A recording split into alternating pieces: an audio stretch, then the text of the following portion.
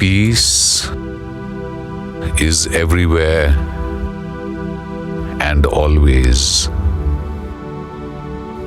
It is always here. It is always now. Breathe in. Breathe out.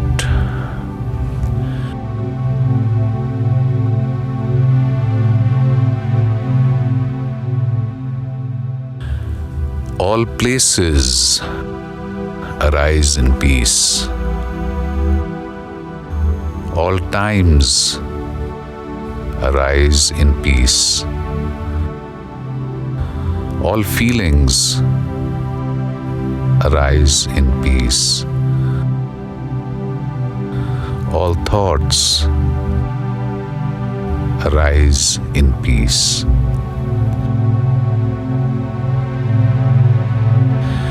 All sights, sounds, smells, and tastes arise in peace. All joys and sorrows arise in peace. All births and deaths arise in peace. Breathe in, breathe out. Your body arises in peace. Your mind arises in peace. Your emotions arise in peace. Your entire past, your entire present, and your entire future all arise in peace. Breathe in, breathe out.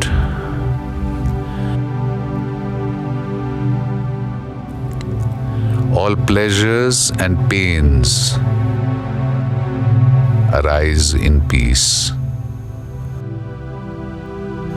All desire, fear, anger, sorrow, and doubt also arise in peace.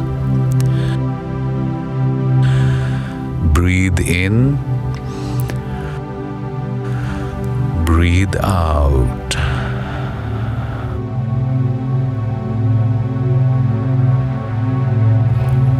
All love, kindness, forgiveness, healing, and compassion arise in and are perfect expressions of peace. All understanding and wisdom arise in and are perfect manifestations of peace. All sincerity, truth, and honesty arise in and are perfect reflections of peace. Breathe in, breathe out.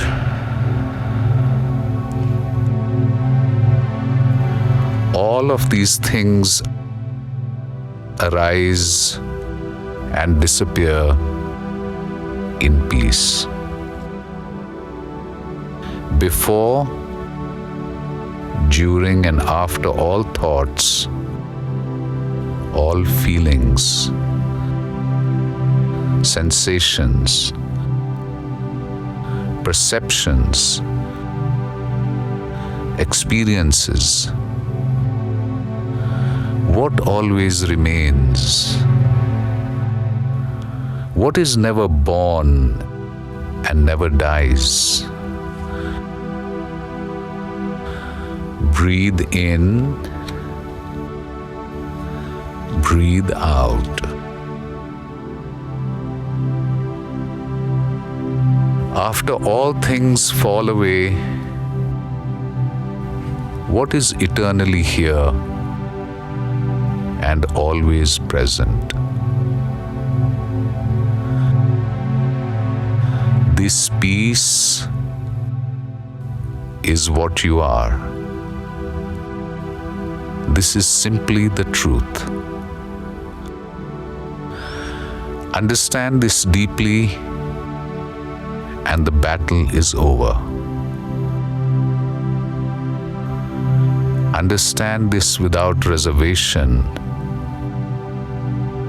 and there is no more struggle. Realize this fully, and the search has come to an end. Breathe in,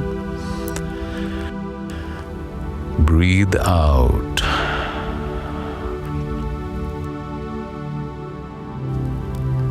We are all peace. We are all one. We are all peace. We are all one. We are all peace. We are all one.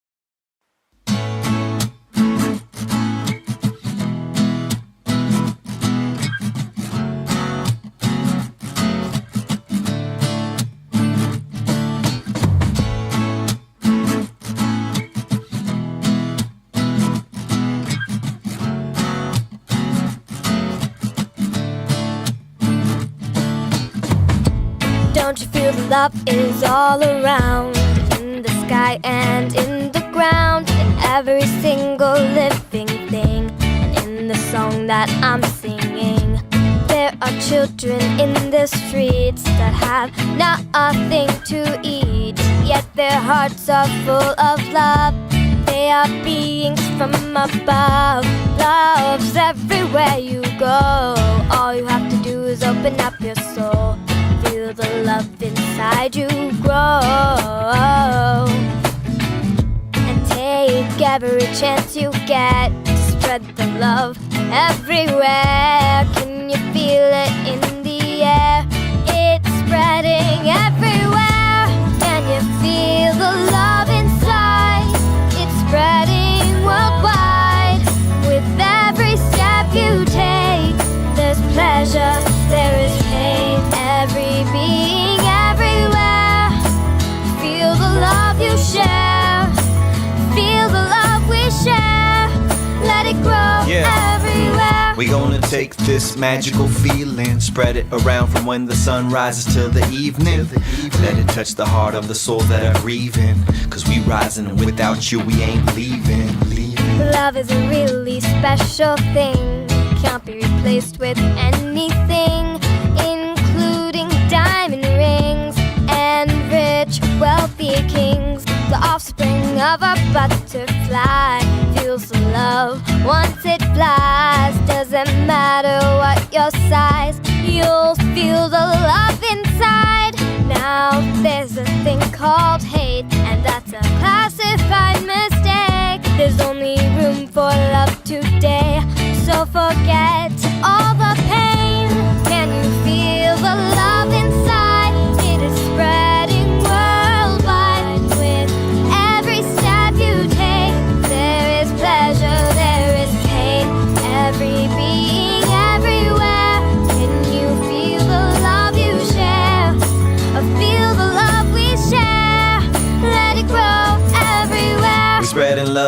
one at a time, Doesn't matter your race, color or size. All I know is that when I look into your eyes, love is all I wanna spread. I realize I love you. I say that truly from my heart, 'cause I know if I don't start now, who knows when we'll depart. I have faith that our love creates a spark that starts a flame that will erase all the dark, yeah. Imagine that, dark turning to light, just 'cause one of our hearts loosened up from its tight grip, so it touched the next with all its joy and brightness. And that's the story of how we ended this crisis. Can you feel the love inside? It is spreading worldwide. With every step you take, there's pleasure, there is pain. Every being, everywhere. Can you feel the love we share? Feel the love we share. Let it grow everywhere. Can you feel the love inside? It's spreading worldwide. With every step you take, there's pleasure, there is pain. Every being, everywhere. Can you feel the love we share? Feel the love we share. Let it grow everywhere. Can you feel the love inside? It's spreading worldwide. With every step you take, there's pleasure, there is pain. Every being, everywhere. Feel the love you share. Feel the love we share. Let it grow everywhere.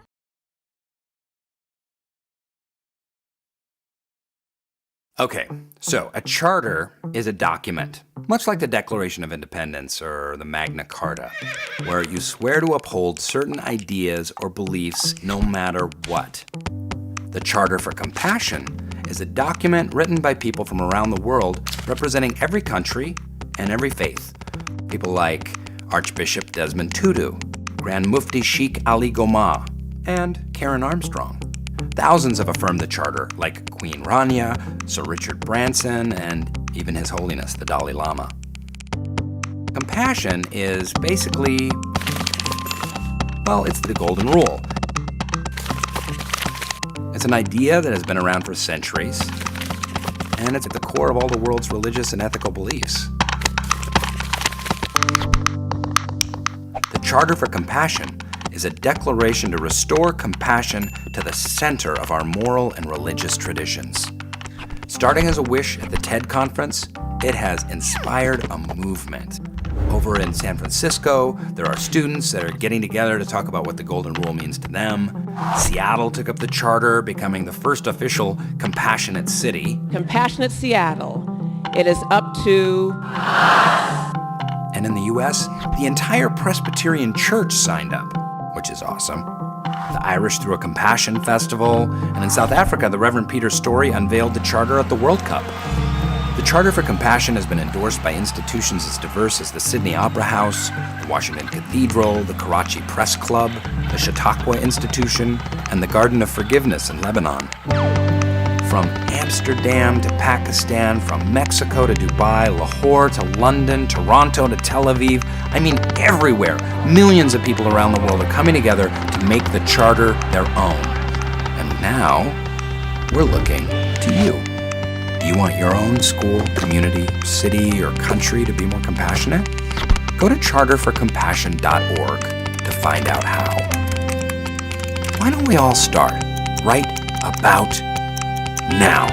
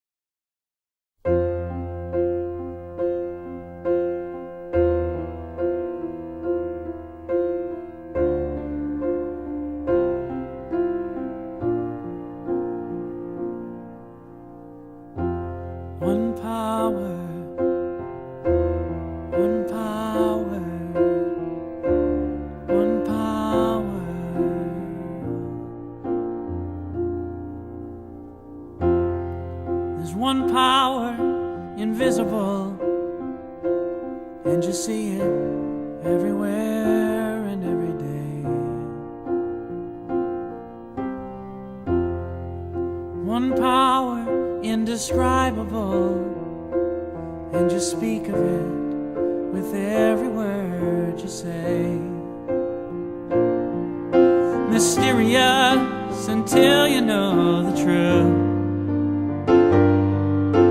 As simple as the love inside of you. Call it God, call it Spirit, call it Jesus, call it Lord, call it Buddha, Baha'u'llah, angels' wings or heaven's door. But whatever name you give it, it's all one power, can't you see? It's the power of the love in you and me. One power, oh, one power, one power, one power.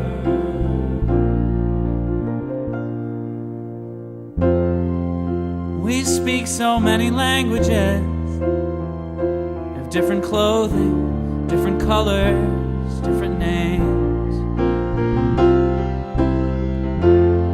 But different is only dangerous when we forget that in the heart we're all the same. And we'll remember once we close our eyes to see that such distances were never meant to be. Call it God, call it Spirit, call it Jesus, call it Lord, call it Buddha, Baha'u'llah, angels' wings or heaven's door. It's Muhammad, it's your mind, it's your soul or it's your sign. It's the universe, it's music, Mother Earth or Father Time. But whatever name you give it, it's all one power, can't you see? Whatever name you give it, it's the very air we breathe. It's the power of the love in you and me. One power, oh, one power is what we are. One power, oh, one power. It's the moment of creation. It's an everlasting peace. It's the freedom of forgiveness. It's the sweetness of release. It's the joy of inspiration. It's the sunshine on your face. It's the birthright of all nations. It's the boundlessness of space. It's the beauty of a baby, the serenity of sleep. It's the anger you abandon for the love that's most deep. It's one power. It's one power. What we are is one power.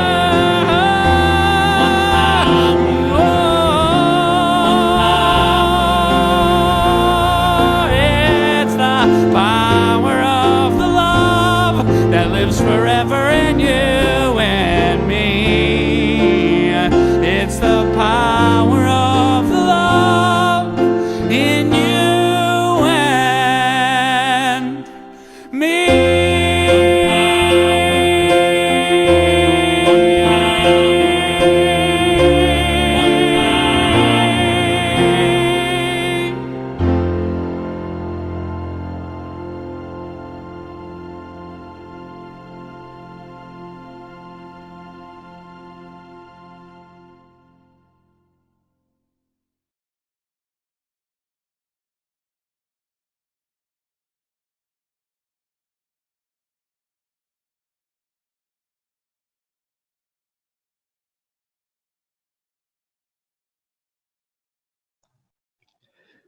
Hi, I'm Dr. Charles Barker, Chair of the Charter's Board of Trustees. I work in Dallas, Texas. I bring you greetings from the entire board and would like to introduce you to several of our officers. But first, before I do that, I'd like to announce, and I take great pleasure in advising and showing you that we have a major shift in the Charter's mission. The board recognizes the urgent need for more compassion in our broken world and believe that our human survival, our planet's survival, depends on that. Science tells us that compassion deeply matters, that it can be cultivated, but you've got to be motivated to want it. Therefore, the future of the Charter will focus on the development of a compassion, education, and training network as its mission centerpiece.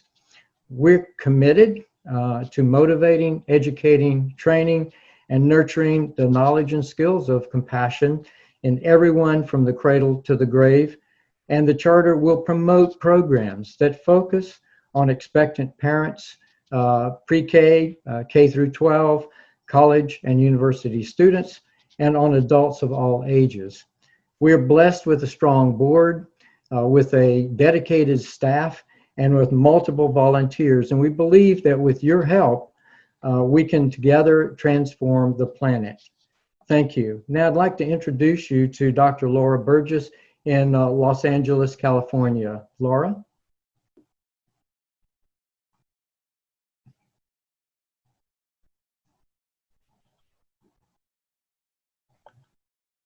Good afternoon. My name is Laura Burgess, and I'm so proud to represent the Charter for Compassion and even more excited and motivated and inspired by the direction and the focus of where the Charter is taking us in the 21st century. I believe so passionately that education is the most salient issue of our time. And that education must be grounded in our human values, and we must cultivate that holistically, not just intellectually, academically, but socially, emotionally, and what is most profound and most meaningful to each of our hearts. So it is with great pride that I serve as the governance chair for the Charter, and we seek invitation to a new generation of leaders who want to take the Charter to the next level, to bring systemic change to society, and that begins in education. So join us. Oh, and let me introduce you to my colleague. So sorry about that cut. To Cristina Gonzalez, who joins us from Monterrey, Mexico. Thank you and hello. I'm blessed to participate in this great global organization where has bring the awakening to the hearts of many. In Mexico, we have worked with schools, universities, with cities, with media, with NGOs, and it was being wonderful. Lots of kids have changed his behavior thanks to Think Equal program that is validating and legitimate for our work. I thank for it to have created great alliances in order to have a great impact in the lives of many, more than now that that we need solidarity, that we need unity and compassion in our lives. Thank you. And I'd like to introduce Simon Cohen as our External Affairs Committee Chair from UK.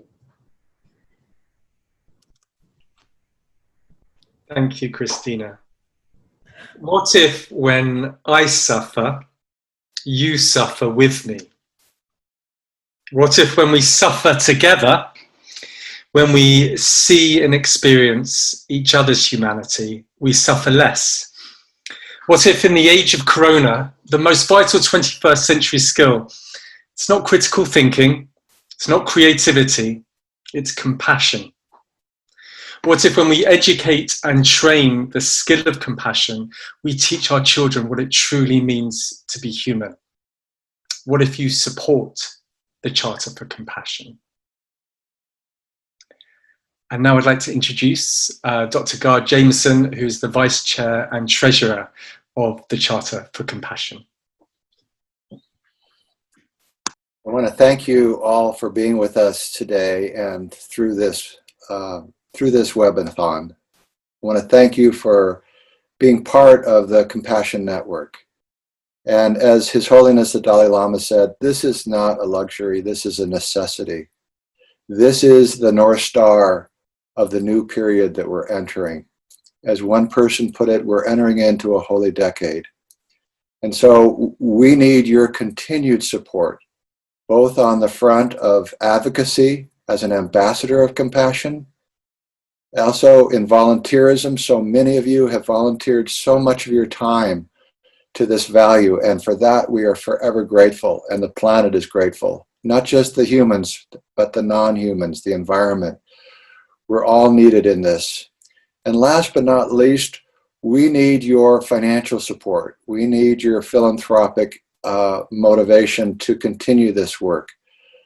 This is really, again, not a luxury. This is a necessity. So each of us must sacrifice in a way that hurts a little bit, because that is the true meaning of sacrifice, to allow ourselves to feel a little pain for the welfare, and as Simon said, for the suffering of others. So I encourage you to step up, be part of this incredible team, and recognize that each of us can be champions of compassion.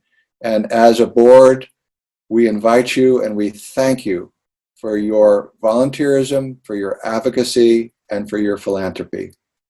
God bless each and every one of you.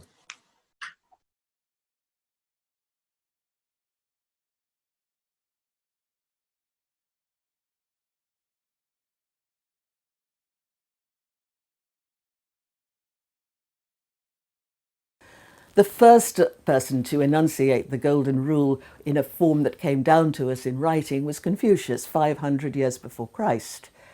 Do not impose on others what you yourself do not desire, he said.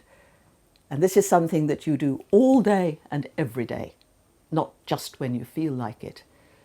But Confucius was not just a sage or a meditator. He was essentially a man of action with a political program. He was devising a cadre of scholars who would be imbued with the Golden Rule and who would go round the great plain of China at a time of terrible disintegration and crisis and speak to rulers, telling them to rule compassionately and with concern for others. Only thus, he felt, could we save the world.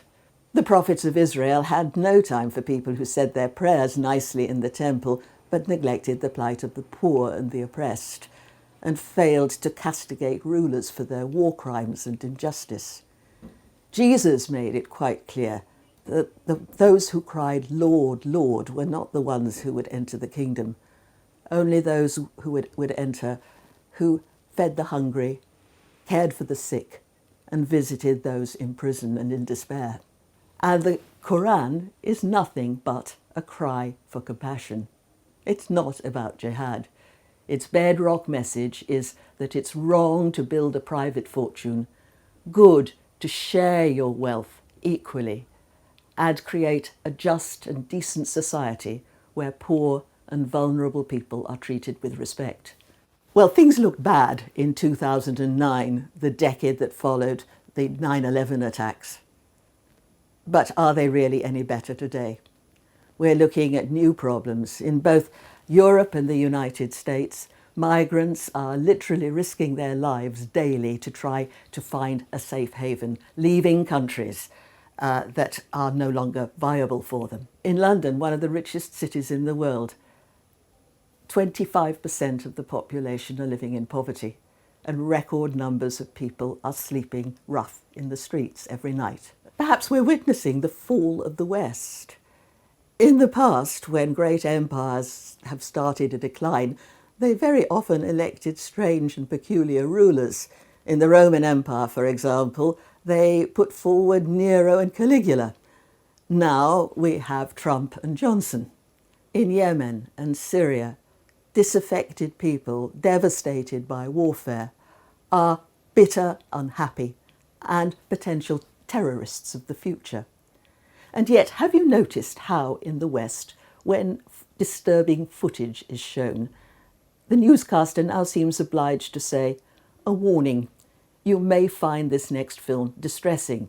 And that gives us a chance to go and make a cup of tea or switch channels, anything, so that we don't have to endure yet another disturbing picture coming from these war-torn places in the world. But we must, indeed, as compassionate people, we have a duty to open our hearts to this pain and let it break our hearts. Finally, we're witnessing a rise of ethnic hatred on an appalling scale. Nationalism can be described as one of the really bad ideas of the 19th century. And very early, Lord Acton, a British historian, prophesied with chilling accuracy that the emphasis in the nation-state on ethnicity, culture and language would make it very difficult indeed for people who did not fit that national profile. In some cases, he said, with chilling accuracy, they could even be enslaved or exterminated. And not long after that, we had the Armenian massacres. Later, there was the Nazi Holocaust, and finally, the Bosnian massacres.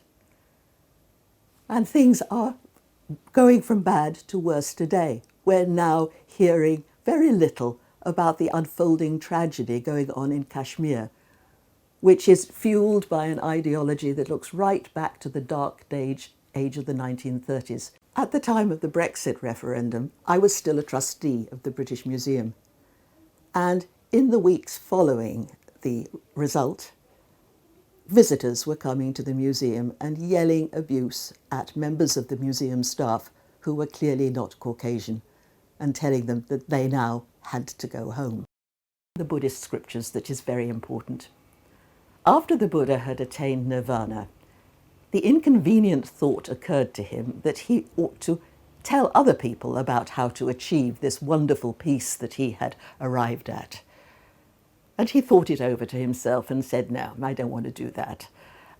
This requires getting rid of your ego, and people don't want to do their ego. They want themselves to be even more themselves. So I'm not going to do this." But at this, the god Brahma in the highest heaven uttered a terrible cry. "Then the world will be lost," he said. "The world will be utterly lost." And he then descended from heaven and knelt before the Buddha, the god, kneeling before the enlightened man. "Lord," he said, "please preach your method. There's so many people in the world who are ripe for it. And without it, the world will be lost." And we're told that the Buddha looked at the world with an eye of compassion.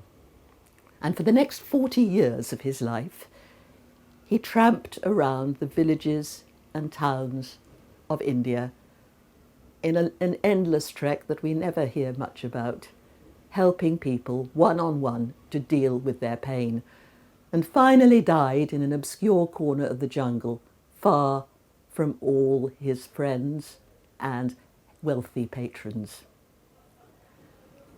And he also required his monks to do the same. When they had achieved nirvana and enlightenment, he would say to them, "Now, go forth, monks, and travel the world to heal the pain and suffering of the world." The meditation must lead to action. The Confucians, however, went further. In the Middle Ages, in the 12th century, the Neo-Confucians said that it was not enough to wait until after you'd achieved enlightenment before you practiced compassion in a practical way. The practice of practical compassion was essential to the achievement of enlightenment. And I myself experienced something like that in my religious order. It was based on the spiritual exercises of St. Ignatius Loyola, the founder of the Jesuit order, who was a Catholic reformer in the 16th century. And every morning we had to do a meditation that lasted an hour. It had to be carefully prepared beforehand. And first of all, we would take, for example, a scene from the Gospels, and our first job was to imagine that scene, to imagine the sand dunes and the braying donkeys and the biblical scene until you felt you were really there, an act of imagination. Then you went on to deduce some intellectual points that could be drawn from this, lessons that could be learned, and this would take up most of the meditation. But none of this was what the Jesuits would call prayer. This was only a preparation for prayer. The moment of prayer came at the end when you decided exactly what you were going to do that day to put what you had learned in this meditation into action. It was an act of will that had to be incarnated in practical activity for that day. And that's what your meditation should be now. As you look at the world, as you look at the pain of the world, let your meditations be infused with discomfort, but also a determination not to leave your prayer until you've arrived at a moment of practical decision. Business people know how to take a quixotic idea and translate it into practical, effective action. They know how to pilot something, how to try something out. They're not afraid of failure. And they always have to make something work. And that is an ethos that I think we really need in the Charter. And finally, I want to go back to Confucius. Like all the great purveyors of the Golden Rule, Confucius insisted that we could not confine our compassion to our own group. We had even, as Jesus said, to love our enemies. But for Confucius, he put it this way. He said that we start being compassionate in our own families, in our own home, because that's where we learn about compassion. It's the school of compassion, the family. But it can't stop there. Compassion has to spread out. He saw it in a series of concentric circles. First, it starts in the family where you learn about compassion. But then you have to move out to include within your radius of compassion the city, the whole city in which you're living. But that's not enough. You then have to extend your benevolence to the whole country. And finally, the Confucians said, to the whole world. Love your enemies, said Jesus. Reach out to all tribes and nations, says the Quran. Compassion may start at home, but it can never end there.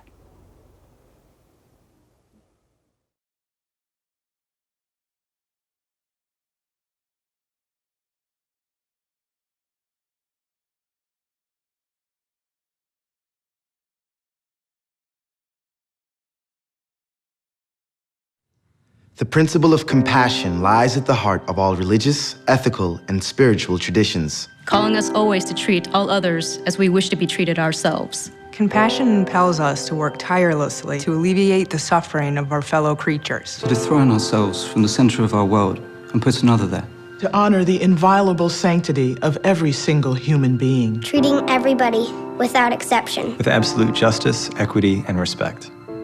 It is also necessary in both public and private life to refrain consistently and empathically from inflicting pain. To act or speak violently out of spite, chauvinism, or self-interest. To impoverish, exploit, or deny basic rights to anybody. And to incite hatred by denigrating others, even our enemies. Is a denial of our common humanity.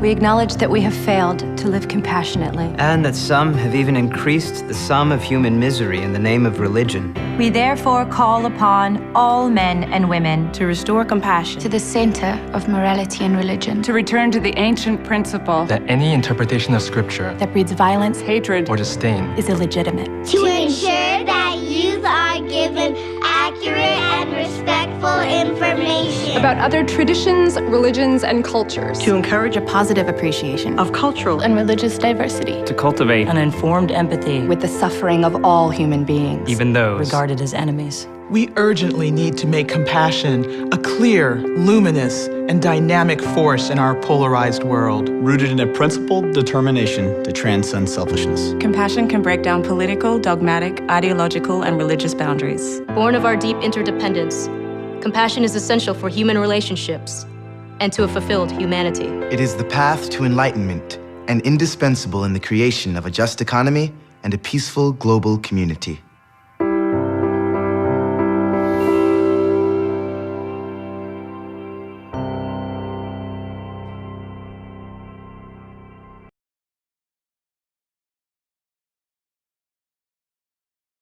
Tell me about the moment, really, when you guys heard that for the first time. Did you all look at each other and go, that's it? Was it like that? The idea of a charter and naming it the Charter for Compassion, because we were kind of in circles and in meetings, yes, we absolutely knew right away that was it, and believed instantly in a document that, we have historical proof that a charter can actually make great change, and just got excited about the idea of releasing that to the world. And then how did you take it on? Was it a sort of brainstorming session? Well, so her wish changed. I mean, before people make their TED Prize wishes, we've worked really diligently to come up with an execution plan that we're sure is going to work. But then you deliver your wish. The next day after you deliver a TED Prize wish, we have a lunch with a few hundred people, and people start to commit different ways of working with the winner. So PR help, media help, technology help, sometimes funding. And in this case, the wish started to change instantly from the TED community. People said, whoa, it shouldn't just be Abrahamic faith religions. It should be all faith traditions and, again, the secular world. And so it started to change then at TED. And then the first thing we did was put together a creative brainstorming group with, I think we had a technology person, a couple of ad people, foundation people, and that's when the idea to not have a council write the charter, but open it up to the world, started to take shape. And that's when the wish really changed. And in one sense, originally it was getting, the religious leaders and thinkers and people that have already lived in a way that has proven that compassion works, together to write this charter and then launch it in a kind of campaign to the world and get the document out. But then when the idea to have the world contribute to the charter happened, it became this huge, we got excited about the collaborative, the possibilities for mass collaboration around it.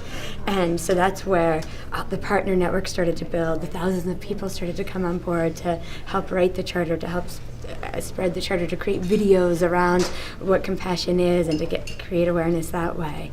And that's when it really switched and became a massive grassroots, ground-up effort. Great. It's such an exciting project to have worked on. Personally, what's it meant to you, this one? You may have worked on, I don't know, many of these. Mm-hmm. Does this one different? Did this one have a different feel for you? One of the things that's been the most exciting for me with this one is that we often partner with different nonprofit organizations, because with the TED Wish, we're not starting a new organization ever. We're bringing resources and people and ideas to further an idea or an organization. And in this world of, the interfaith organizations and people working on peace initiatives, their openness to working together. I mean, the fact that we could get over 100 partners that are truly working with us on this has just been really, really stunning.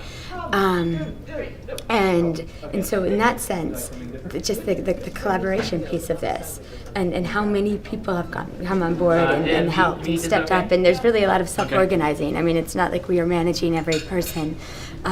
They're out there making this happen on their own. So that piece, I mean, that's what the TED Prize is in a sense. It's about catalyzing a crowd to get behind an idea and do something. And it's worked extremely well in this case.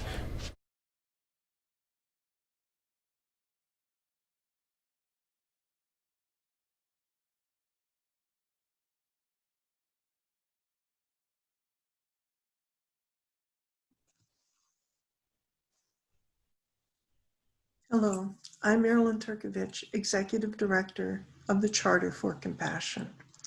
Welcome to our Webithon.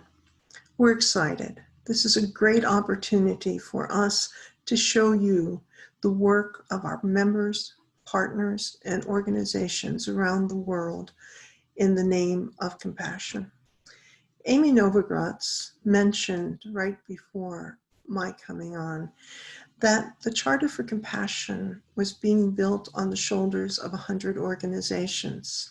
Today, we're 2,500 organizations, and we span the globe. And that's what we want to share with you tonight.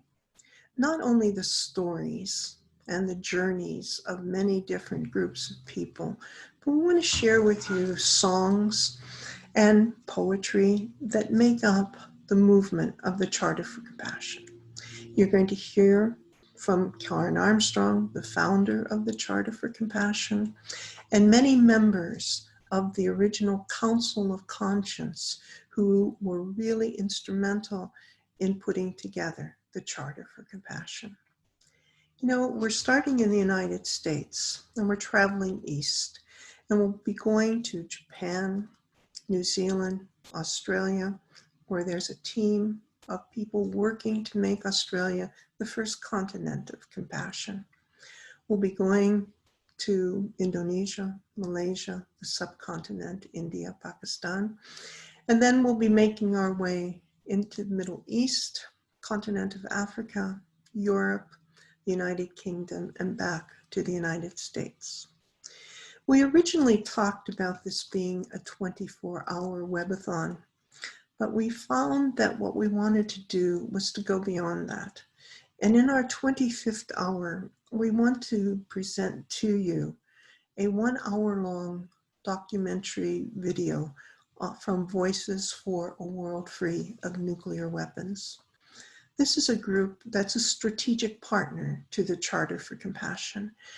And it not only emphasizes for some of us a missing page or pages of history, but it really implores us to think about nuclear weapons in our world and the seriousness of how we must look at what we are going to do with them and how we can take a part in really helping to work collaboratively with other organizations and with our governments to end the increase of nuclear weapons. In the last hour, that would be hour 26, we're going to have music in common. We hope you'll be able to take advantage of seeing either it as it's being presented or joining us later on our website or on our Facebook page, because we're hoping to document and archive everything that will be going on in these 26 hours. You know, this is a webathon, and you already guessed that a webathon for us is equal to a telethon. And that means we're hoping that you will reach out and to give to the Charter for Compassion, to be inspired by everything that you'll be seeing in the time that you're with us. And so we're not going to interrupt our programming to ask you for donations. Every now and then we'll remind you with a placard that we hope that you'll be generous. And one last thing. Many of the videos that you're seeing were produced before COVID-19 so that people are not wearing masks and they're not separating in social distance. But we hope that you will do that in order to be compassionate to yourselves and to others. Stay safe and please enjoy our webathon. Thank you.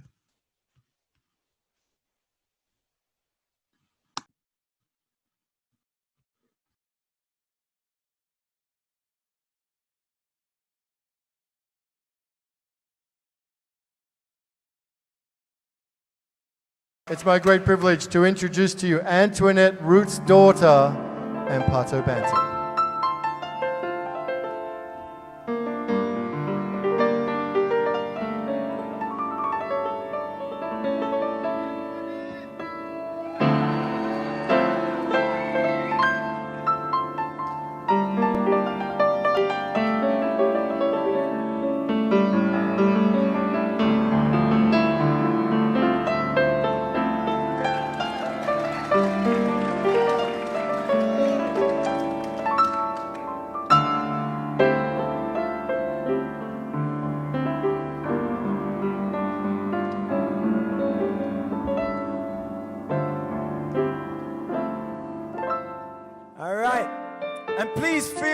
free to come closer.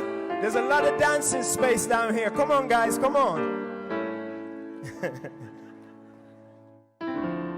Tell me why there's so much fighting when we could all be uniting. Tell me why there's so much greed when planet Earth can provide everybody's needs. Tell me why there's so much division when we got so much in common. To see a change, you gotta be the change. Shine your light, stand up for the right, and let's unite as we all come together as a spiritual family. Let's unite as we all come together on this caravan of unity. Let's unite as we all come together as a spiritual family. One love. Let's unite as we all come together on this caravan of unity. Well, they say each one teach one, but first we've got to reach one. So we're reaching out to the world for more unification. UNITY spells a unity. That's what we need in our global community. No more hate, prejudice, or animosity. Let's replace that with generosity. One for all and all for one. Each one teach one how to get along. Divided we fall, but together we strong. And if we stand up together, we could never go wrong. Let's unite as we all come together as a spiritual family. Let's unite as we all come together on this caravan of unity. Let's unite as we all come together as a spiritual family. Let's unite as we all come together on this caravan of unity. Hey, it's a caravan, caravan, caravan of unity. We on a mission, yes we on a mission. Caravan, caravan, caravan of unity. We on a mission, yes we on a mission. Caravan, caravan, caravan of unity. We on a mission, yes we on a mission. Caravan, caravan, caravan of unity. We on a mission, yes we on a mission.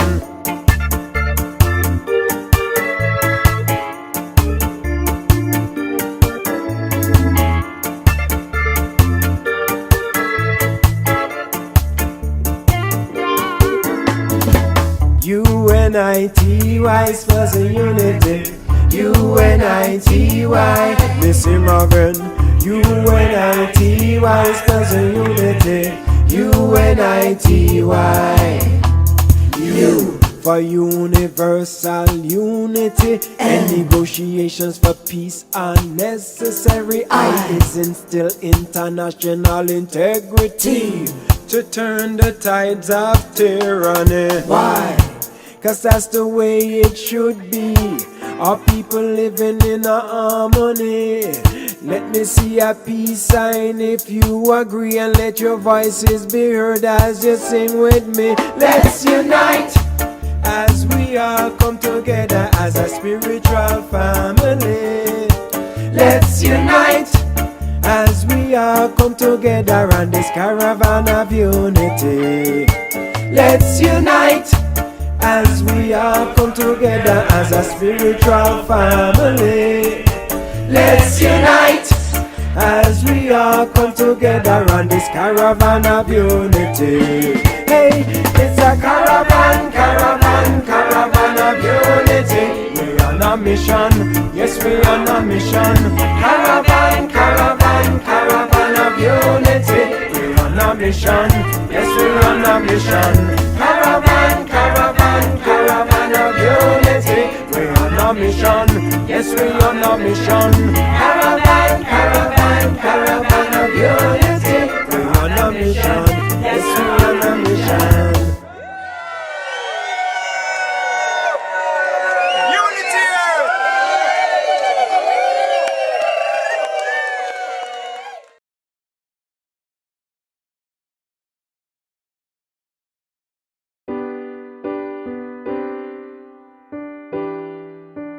I feel blessed that I had a minister that when he preached, it was about what was going on in Cleveland, Ohio, what was happening with the issue of race that was dividing people. And of course, my long story, which is really the story of getting to know Martin Luther King, was by inviting him to come to my church, because I thought, we have this great minister, and he's been preaching about racial justice, and I had every belief that that congregation would be so excited when they could hear that Martin Luther King wanted to come to their church, to my church. Well, lo and behold, quite a large number of them, particularly the wealthier people, did not want any part of Martin Luther King. And they did everything they could to keep him from coming to the church. Finally, a larger number of people persuaded, but he had to speak outside, not inside the church. And this was after he had won the Nobel Peace Prize. And this was Shaker Heights, Ohio. This was not the Deep South. And however, there is now a plaque on the back door of that church that says at certain era, Martin Luther King came and spoke from these steps. And he changed the life of that congregation. Yes, they lost some very wealthy people, but the fact is people's lives were changed. He marched into that church and was as gracious and as open. The whole church had to be guarded by police the night before. There were big demonstrations against his being there. And not very long ago, about 5 years ago, a young man came into, not so young by then, came to the back of the congregation, and I happened to be there that Sunday, and he said, Pastor, I have something I want to say. Well, everybody looked a little worried about who was this guy. We didn't know him. And so the pastor said, this, of course, is a very different pastor now, years later, and he said, I want to come to apologize to you. He said, I was marching outside carrying the American flag upside down the day that Dr. King was here to speak. And he said, all my life I have wrestled with why did I do that? And so I'm here to ask forgiveness. And this was 30 years after it happened. I mean, that he had carried always in his heart that he made a mistake the day that he said, I think of the day I marched against Martin Luther King. And so these, what seemed like simple acts, what to me just seemed like inviting Martin Luther King to the church, I thought everyone would be delighted. And that was pretty innocent, I must say. I mean, my African-American friends sort of smile when I say that and say, well, where have you been that you thought that was all going to work so neatly? But there's no question about what had changed my life.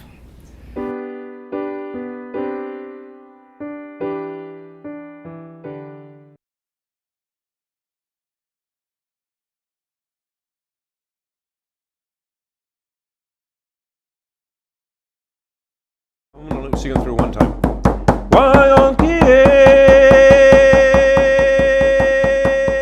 This short song was shared with me by my very, very dear Koda George railroad soldier right after the Vietnam War. And I really believe it really summarizes what the message is we need to understand at this time of human history. And it's one of the 4 songs of the sacred white buffalo calf woman. And it says, Wayankie Chinupa Kile Wakayelo. Wayankie means to call upon, to summon the power of the universe to behold what it is you're doing.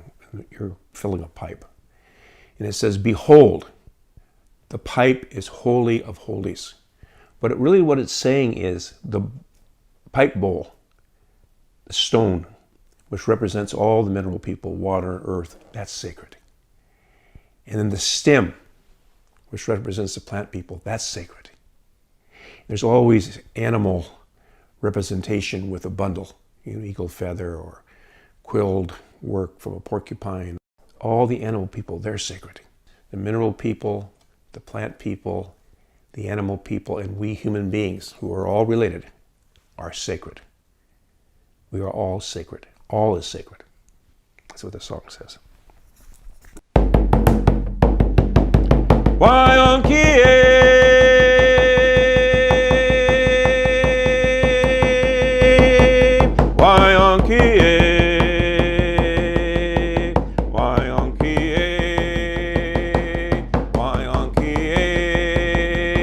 Chanupa Kile Wakanyelo Wyankie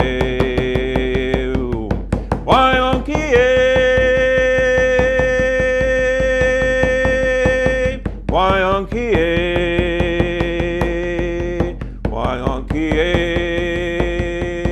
Wyankie Chanupa Kile Wakanyelo Wyankie.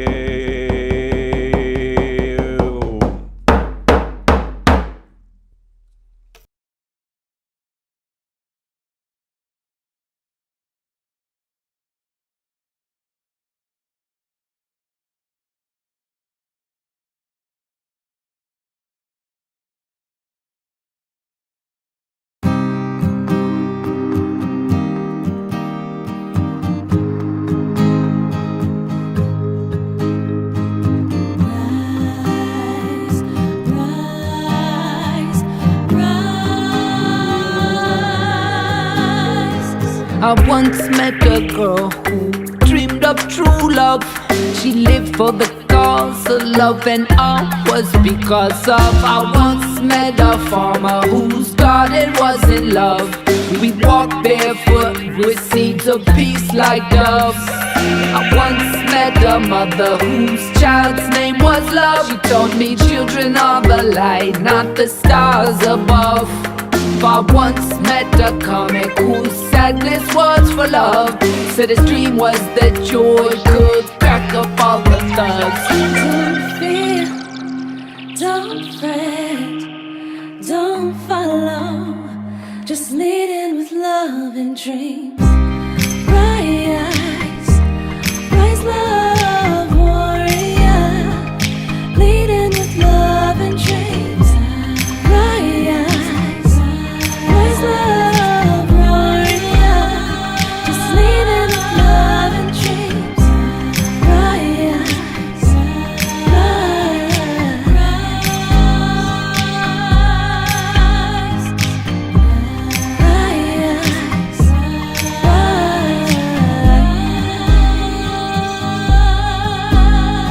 For every act of hate, there's a love illusion. For every action, there's a reaction. For every subtraction, there's an addition. Even the smallest butterfly can change the wind. For every loss, you'll have more to win.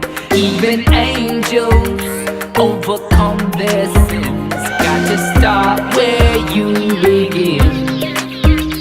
Write your story like it never ends. don't fear, don't fret, don't follow. Just lead in with love and dreams. Rise, rise, love warrior. Lead in with love and dreams. Rise, rise, love warrior. Just lead in with love and dreams. Rise,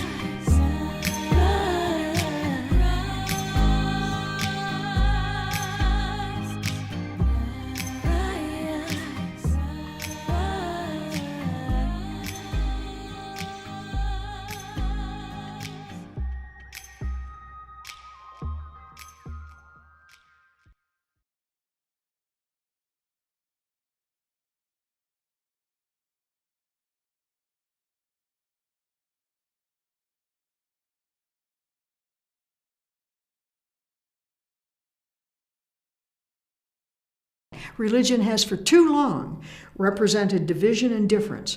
These people are here to reverse that, to talk about religion as manifestations of the mind of God for human unity. Probably one of the most important things that ever happened in my own life was the ability to take everything I learned as a Roman Catholic, but to be it in the face of people equally devoted to other great religious traditions. Until we are holding hands together, not to weaken anybody else's tradition, not to eliminate or diminish anybody else's wisdom, but simply to multiply that tradition, that insight, that wisdom, that strength, that commitment. Only then will all those things really be real.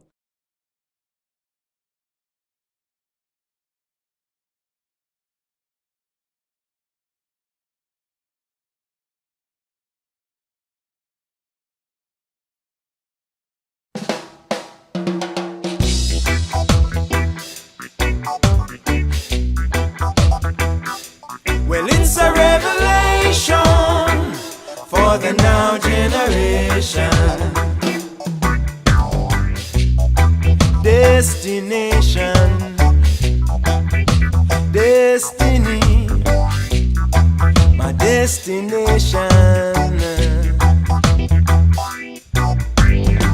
Inquisitive as I am, I have always had so many questions. Even as a little youth, I'd be digging up the roots to find a little grain of truth. In my frustration, I would search the synagogue, the mosque, even the temple and the church. And even though some truth would be found in everyone, so could the overwhelming ego of a man. Yeah. Destination, destiny, my destination is paradise, paradise, paradise, paradise, yeah. Persistent as I am, I never stop searching till I find a resolution. But no matter how I try, the books of yesteryear could never give me a solution. Then one bright day in my dismay, I went down on my knees and prayed, Father, please show me a sign for peace of mind, and so that through you I can find my destination. Destiny, yeah. My destination is paradise, paradise, paradise, paradise, yeah.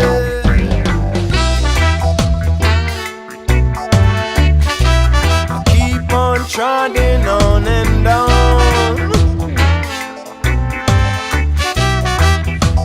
I'm searching, searching.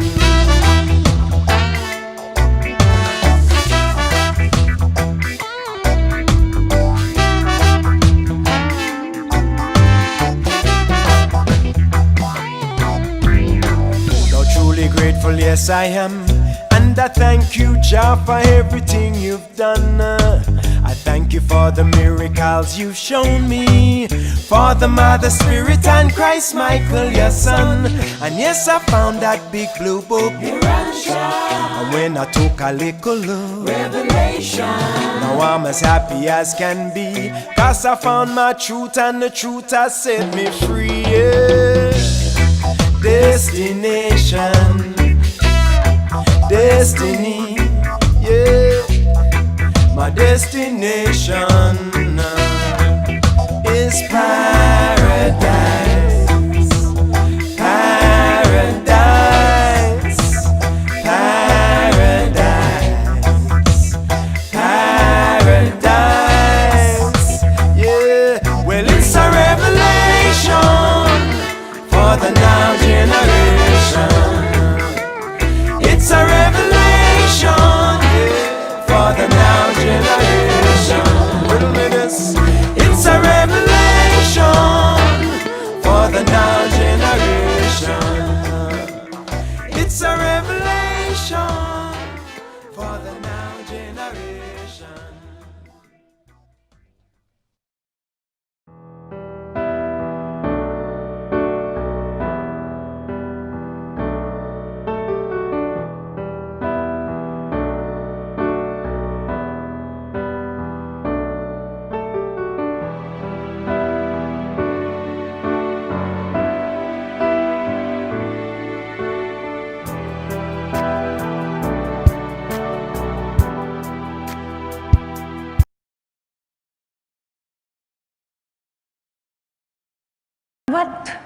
is compassion comprised of?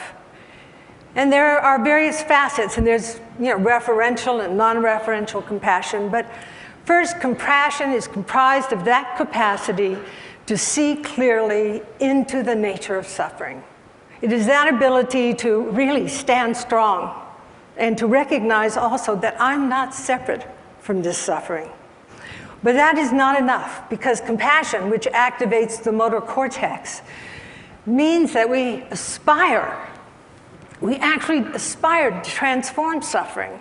And if we're so blessed, we engage in activities that transform suffering. But compassion has another component, and that component is really essential.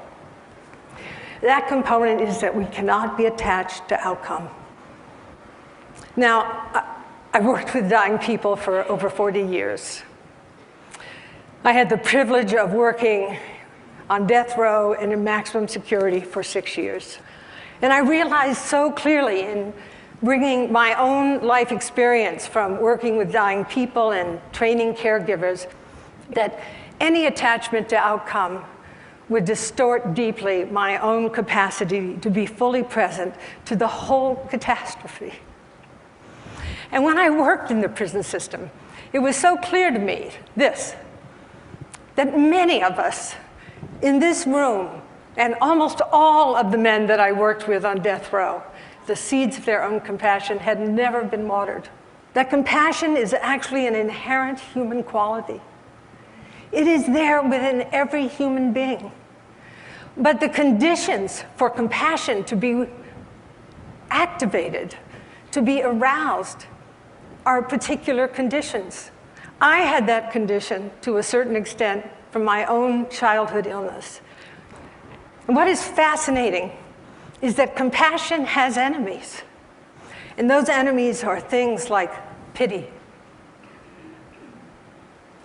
moral outrage, fear. And we have a society, a world that is paralyzed by fear. And in that paralysis, of course, our capacity for compassion is also paralyzed. The very word terror is global. The very feeling of terror is global. So our work, in a certain way, is to address this imago, this kind of archetype that has pervaded the psyche of our entire globe.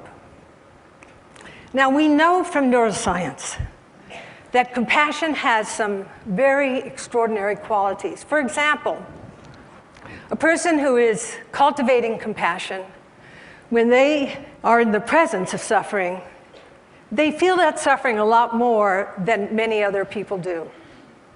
However, they return to baseline a lot sooner. This is called resilience.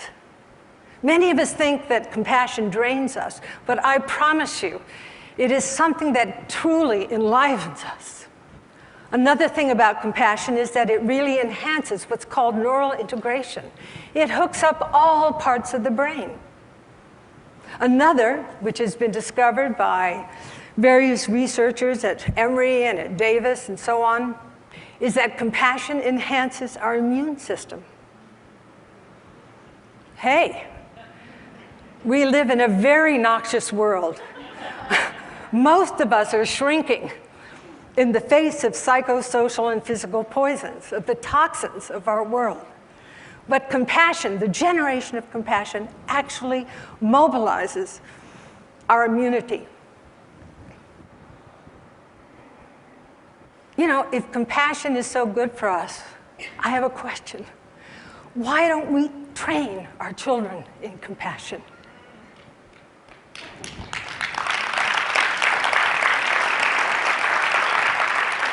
If compassion is so good for us, why don't we train our healthcare providers in compassion so that they can do what they're supposed to do, which is to really transform suffering?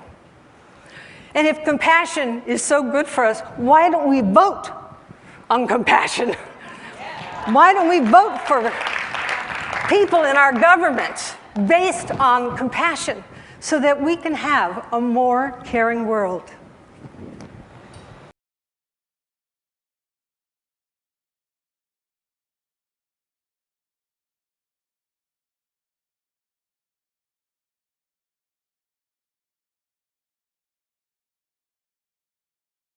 We've never been able to find something that really was a commonly focused and binding element that was true in all of our traditions. But the concept of compassion is found in the depths of every one of the world's major religions. This, I think, is a very real attempt to address that, to put sort of what I might call, not moral parameters, but at least put a dimension of care, a sense of moral values to a system that can go widely out of control. There has to be a moral center to globalization, and we haven't been able to find it. I think this is the beginning of that time.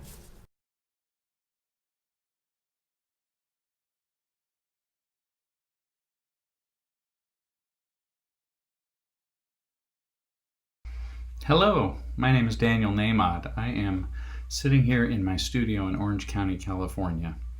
And I just wanted to introduce myself and tell you how wonderful it is to be participating in this telethon. The Charter for Compassion is just such a beautiful idea. Marilyn, I'm honored by the invitation to contribute some music to the proceedings today. You'll be hearing a few songs of mine that run very deep for me. I've been making records of all kinds for the last 23, 24 years or so now. But the songs you're going to hear, a song called One Power, a song called Kind Child, and a song called Gotta Be True, are all as personal as they get for me. And in fact, so is the whole cause of compassion. I had an idea a long time ago that every high school might want to teach a class where the class is that every week each teenager has to or is assigned to take a different job out in the wider world, whether it's waiting tables or working behind the counter at a store or driving a bus. I mean, within limitations, of course, of practicality and safety. My thought was, nothing gets you more compassionate for the lives of others than to get a glimpse of what it really feels like to live that way, to become a carpenter, to be a nurse. And because it's hard from the outside to really glimpse the reality of everyone's lives on the inside. Because the truth is, life is hard for so many. Life is stressful for just about everybody. We are all, in fact, doing the very best we can. And we start with what some would consider a little bit of a disadvantage in that we're all raised by very human humans.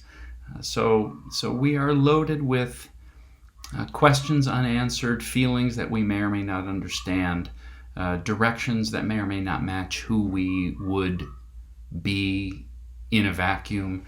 We are complicated creatures. To be compassionate, in my mind, is to allow a person to be who they are, to love them where they are, and to help them where they are as best you can. And it's a tall order, simple words and a tall order. And Marilyn, if there's anybody who has committed their life to increasing the sum total of compassion in the world, that would be you. It's an honor to know you, and it's an honor to participate by contributing some songs to you today. I don't know if you can hear the dog barking in the background here outside my house, but I'm going to go ahead and feel compassion towards it, because most likely it's feeling a little stressed about something, whether it's construction down the street, or it can smell another dog, or smell a chipmunk, I don't know what. But rather than lash out, which I am not immune to doing, I'm going to take a second and wish that dog well, and know that it's doing the best it can as well. It is a good time to practice compassion, not only for living things around us, but for ourselves as well. Each of us is truly doing the very best we can, and each of us is truly deserving of compassion, a little slack, and a little helping hand. Thanks. Take care.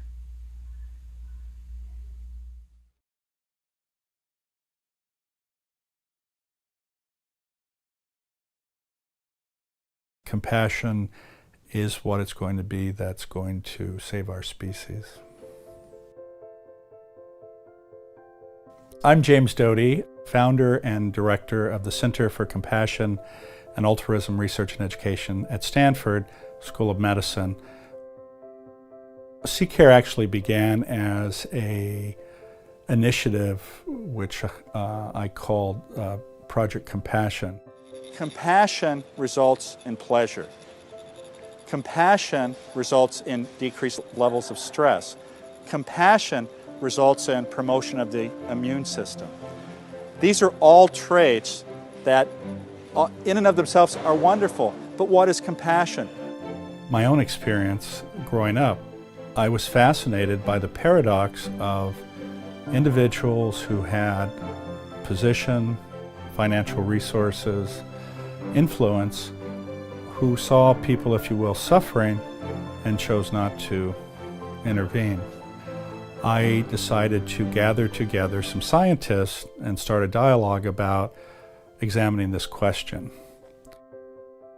When he mentioned about his project, and although we are refugee, but out of my sort of royalty, I have some money, so I heavily donate something. So in future also, when Dalai Lama's pocket a little bit grow, then certainly I will provide some more fund. When we study compassion, it has significant impact, I believe, on the greater good, because oftentimes, especially in the busy modern world, it's easy to forget what is at the core of our humanity, and that which is at the core is compassion. And when that is brought forth always on the surface of what we do as humans, it profoundly affects every aspect of our lives in a good way. And while doing so, it gives meaning. And there is study after study after study now, and whether it's in the domain of the individual, education, business, healthcare, that when somebody acts with kindness and compassion, it has a positive impact. And ultimately, it's a very cost-effective way to improve the world. You have many, many opportunities that are within your power to positively affect another person. And then you suddenly realize every time you do that, you actually feel good. The other thing is that when we talk about programs that can impact society, especially a secular society, the fundamental question is, show me the quantitative evidence that what you say is true. Unless there is actually quantifiable data that supports these types of programs in these different domains, they will not be fully embraced. And by doing the work that we do and other researchers in this area, it gives irrefutable evidence that these types of programs have a very positive impact. And again, when we look at limitations and resources, they are impacts that can be obtained at a very cost-effective, in a very cost-effective way.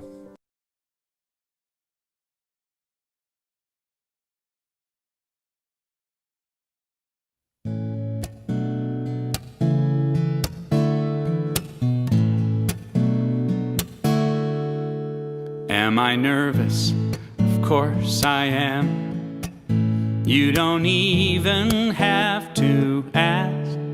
Facing a mystery, anyone would be. One more step and it's out of my hands. There can be no turning back. Can't say what's in front of me. You know I can't wait to see. This is something I owe to myself. This is something I've just gotta do. I don't know what I'll find, but there's one thing I know about my life. It's gotta be, it's just gotta be true. Oh yeah. I remember, of course I do, how I used to hear my heart, what I most wanna be, what I most long to see. Well, that voice has faded so far away. I hardly recognize myself what happened to me. No wonder I couldn't breathe. This is something I owe to myself. This is something I've just gotta do. I don't know what I'll find, but there's one thing I know about my life. It's gotta be, yeah, it's just gotta be true.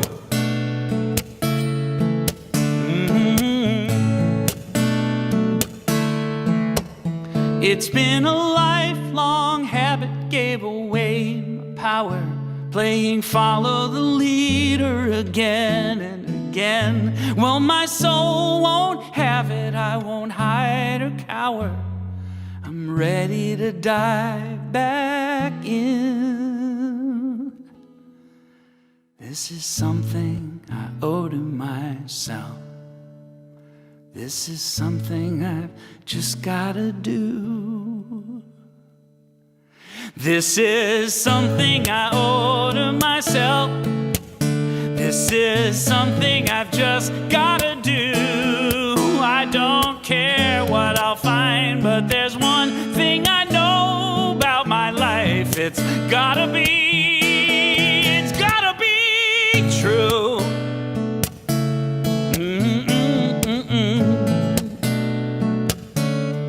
It's gotta be true. It's gotta be true.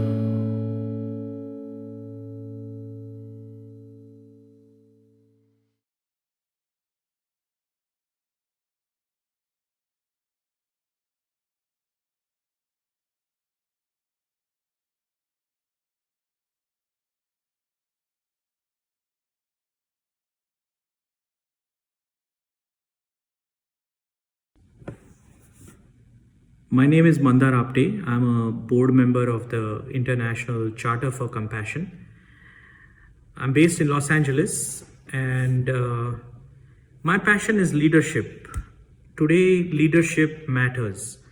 Whether you are a police officer, a police chief, a mayor, a housewife, a young person, every decision we take matters. And if we are able to invoke compassion within our hearts and minds, then I feel that the decisions we take will be more soulful, more heartful, and that will have a ripple effect, especially to reduce violence in the world, whether it's suicides, personal violence, domestic violence, or violence that we project ourselves outside. It all starts with having compassion. I'm very proud of the Charter for Compassion and everybody involved with the Charter, including, people who are running nonprofit organizations, working on policy change. We have a lot of responsibility, and we need to make decisions through the lens of compassion. I congratulate everybody involved, and let's hold each other accountable, for violence ends where love begins. And let us learn how to be more compassionate. Thank you.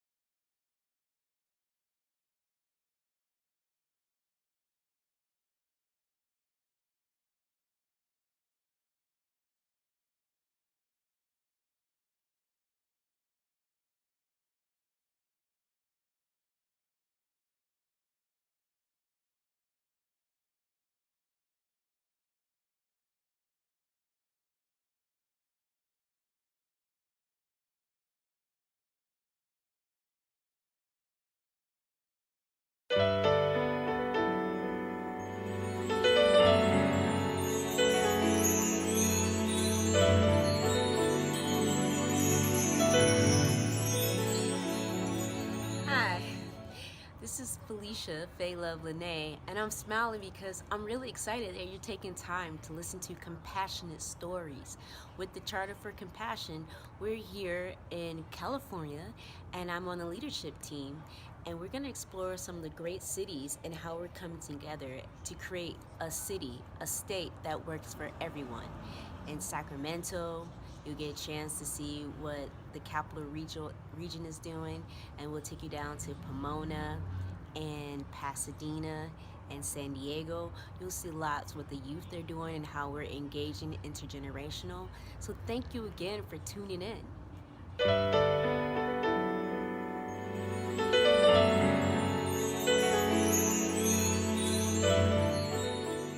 Hello, my name is Joan Marie, and listed below are some of the ways that I'm deeply involved within the Charter for Compassion. It serves as a bridge connecting me locally as well as globally.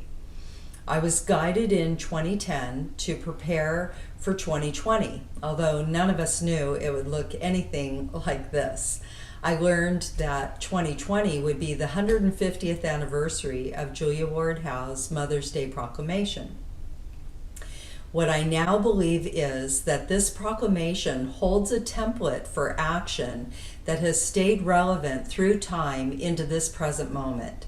This proclamation is a clarion call for all women of all nationalities to gather and talk of the greater needs of peace. Conflict and war have caused much harm and inequity. It is now time for the violence to stop. We are declaring September 21st, 2020, the United Nations International Day of Peace, as a day that the General Congress of Women of all nationalities come together and begin to weave a unified field for a compassion renaissance to emerge. It will take time, yet we must start somewhere, and we know that peace begins within each of us. Again, this is our moment. Do you hear it? Can you feel it? Please step forward and contribute to the Charter for Compassion for a better world and join us. Thank you.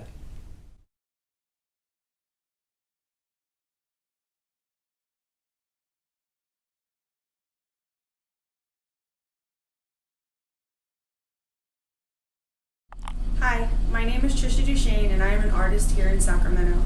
In February 2020, I participated in a show called Raise the Vibration, which raised funds for Take Back the Night.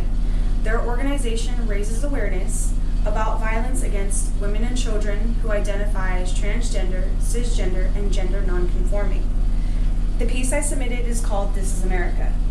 I'm a highly compassionate person, and I wanted it to be inclusive and represent all colors of people across the spectrum, because these people represent the community, and I am part of the community, and I wanted to create something that represents and expresses the compassion that the community has for each other and that we have for everybody. There will come a day when we'll all be saved. No more bodies slain someday.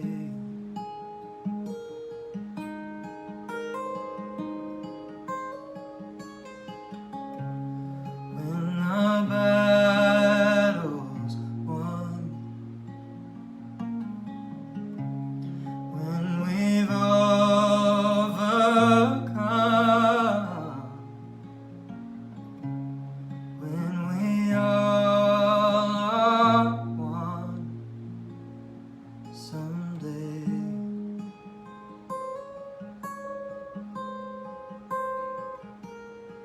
Oh, and I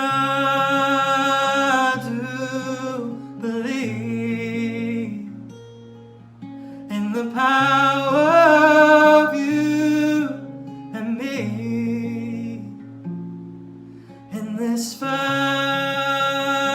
to be free today.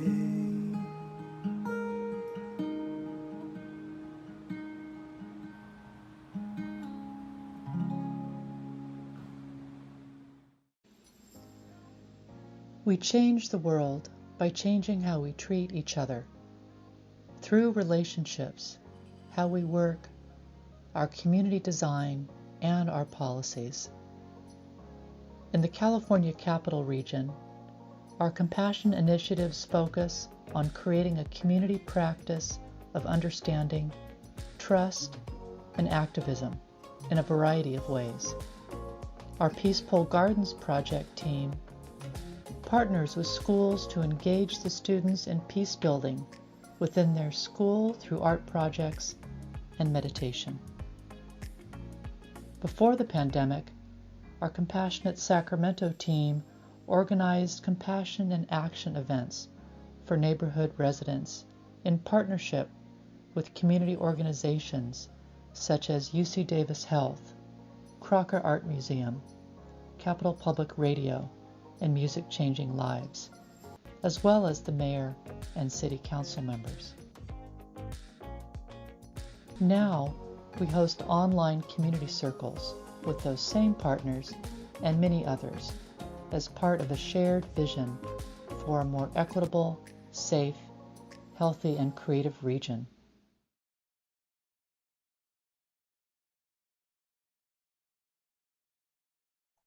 Hi, I am Girish Shah, coming to you from San Jose, California, in the greater San Francisco Bay Area.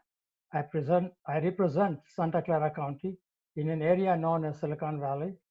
I am board vice chair with Silicon Valley Interreligious Council, known as CIVIC. Since 2012, CIVIC has been active with the Charter for Compassion. After affirming the charter, we played compassion games, carried out programs to promote compassion in the Silicon Valley. In 2016, CIVIC embarked on an initiative to have Santa Clara County government affirm the charter and pass a resolution to be compassionate county. We felt it was important to bring government in this effort to impact policy and resolution-making process and support them being more compassionate towards all residents.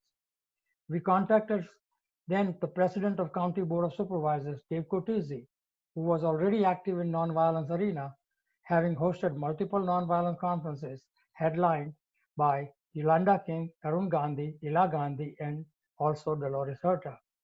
Supervisor Cortese was very receptive with the idea of affirming the charter, having already declared the year 2017 as the year of compassion. We drafted a resolution which was passed by the board on April 25, 2017, declaring the county as a county of compassion. Over the last 2.5 years, Supervisor Cortese has spearheaded many policies, programs, as well as resolutions in the county holding compassion as a core value. Some examples are outlined here, showing that our campaign and the resolutions have indeed had significant impact on policy-making process. Of course, CIVIC continued the campaign with its own programs. One area of focus is on the homelessness and related issues, and always included a homeless person's interfaith memorial service held annually on December 21 for the last 6 years.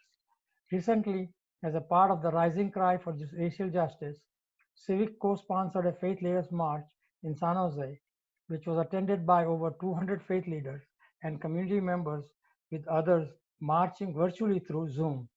Working with the county officials, these last few years have been most worthwhile and productive effort. Compassionate County campaigns are gaining momentum here in California. There are currently 3 active county initiatives, each unique to their own community. Let us hope that this Webithon will encourage more people and communities to become more compassionate overall. Thank you.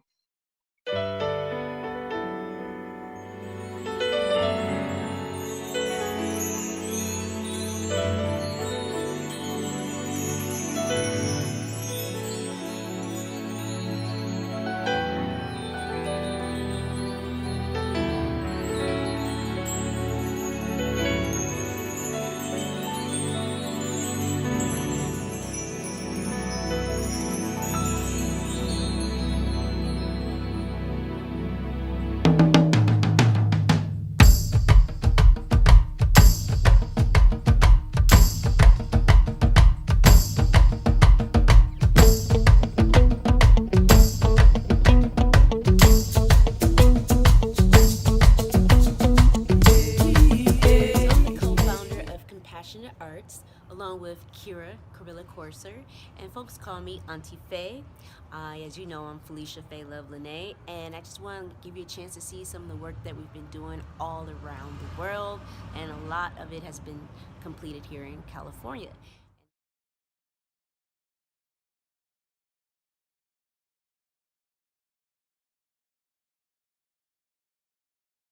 So what's your name? Kevin Patel.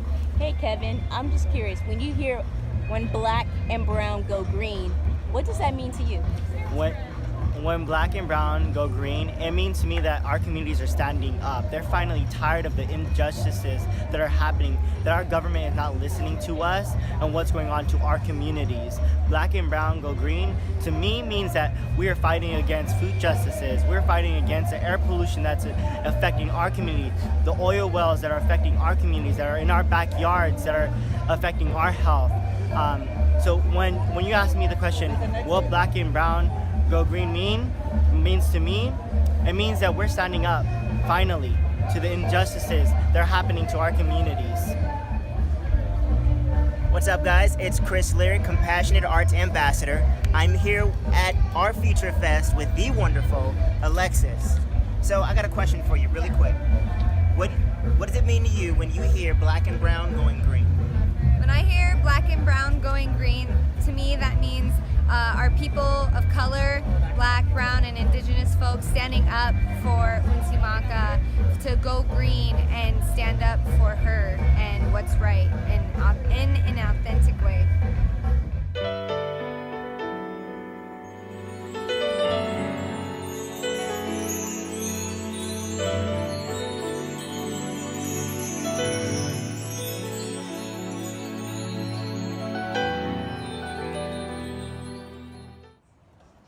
So we just got a chance to see how Compassionate Arts is supporting the youth voices around environmental and climate justice. And now we'll see how Compassionate Arts is also supporting a movement of creating compassionate cities. And one of my favorite cities in particular is Pasadena. You'll get a chance to meet Tyrone Hampton, Vice Mayor, and also see art in the park. So stay tuned and welcome to our Compassionate Conversations in Pasadena. Lives matter, and that this is love. Really, I mean, I'm seeing all of these people here from all different walks of life, even all different parts of the state of California, here to participate in our movement to actually change the way people are treated in this country. And right now, I would say that COVID actually was a benefit to us all waking up and actually seeing, because everybody was at home and everybody saw what happened. And you had to see what was happening. And so all across the nation, we have people that are uprising and coming out and saying that they are demanding change to be happening. And here in the city of Pasadena, I'm also demanding that change. So I want to thank everybody for being here. And these murals, art in general, is a form of, to me, it's a form of healing. Yes. And it's something that you can see on a day-to-day and say, people recognize that. People see that. When I walk past this Black Lives Matter mural here that talks about all of the African Americans in this country that have made a major change and a major difference, and where we are at today, it's to realize that we still have a lot further to go. Yes. And so I just want to say I'm thankful and grateful for each and every one of you being here. I'm thankful and grateful for the change that we're going to become. We have to make this change. We have no more opportunities to push this under the rug. And as your council member, I will continue to fight for that change so that everybody is treated fairly, because that's all we're asking for. People are just asking for fair treatment. Fair treatment. I'm not asking to be treated better than anybody else. I'm just asking for fair treatment. Hi, my name is Sylvia Holmes. I am a mother of 3 adult children, and I'm concerned about their safety, and I wanted to express the desire to get rid of institutional racism, and this is the piece about it. So participants please participate.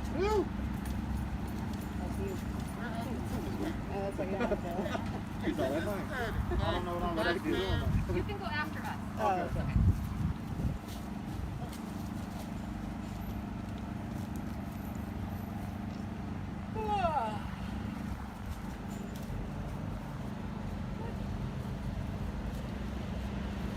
Employment discrimination.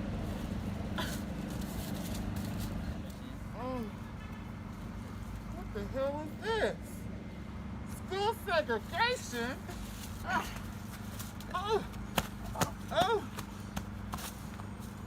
Someone looks like they're sleeping over here. It looks like we got someone right over Just here. start feeding them out. Come on, brother, wake up. What we got going right here? Unequal access to health care. Oh, no. Take that off. Who else is asleep? We got one right here. Stop them out. Oh, somebody sleep over here. Come on, wake up. Ice race. Oh, no. Yes. Oh, ice race.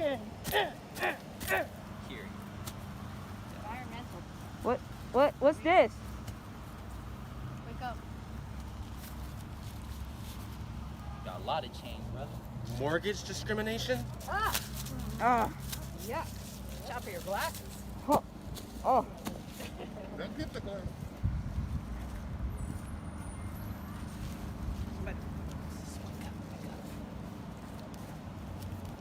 Slavery? Oh no! Dump that.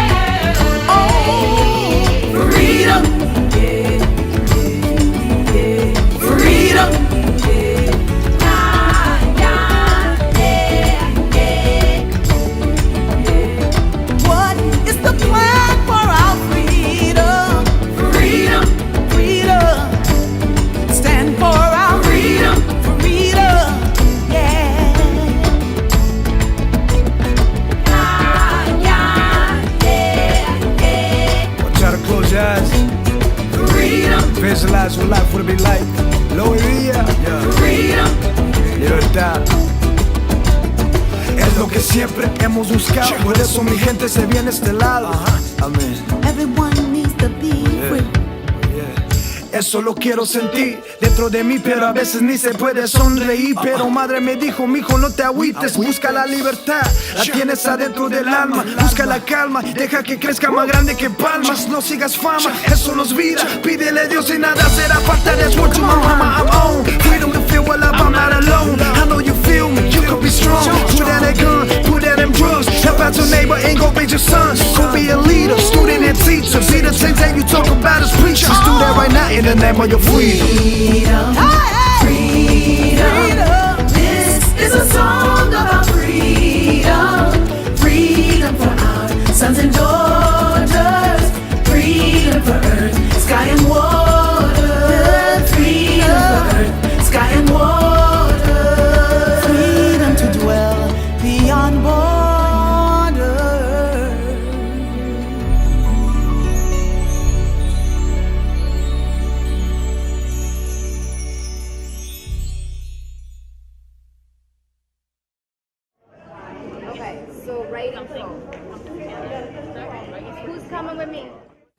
What if sharing Black Lives Matter was a way to say I love you to the slaves that built this country but were never thanked? Black Lives Matter. What if it were a way to say thank you to those who gave their lives to bring equality in human relationships, in civil rights, in education, and economic opportunity? Black Lives Matter. What if simply acknowledging Black Lives Matter was one way to send love to the Black ancestors and their descendants, the current generation?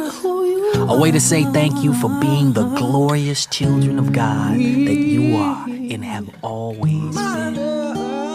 Black Lives Matter. Thank you again for the support, and I hope you're having fun and getting inspired about how compassion can actually be a pathway to freedom. Thank you, Laura, for giving us that quote. And I love so much of what we're doing, and I hope you love witnessing the beauty of compassion, the arts, and everything, and what the youth are doing. Thank you.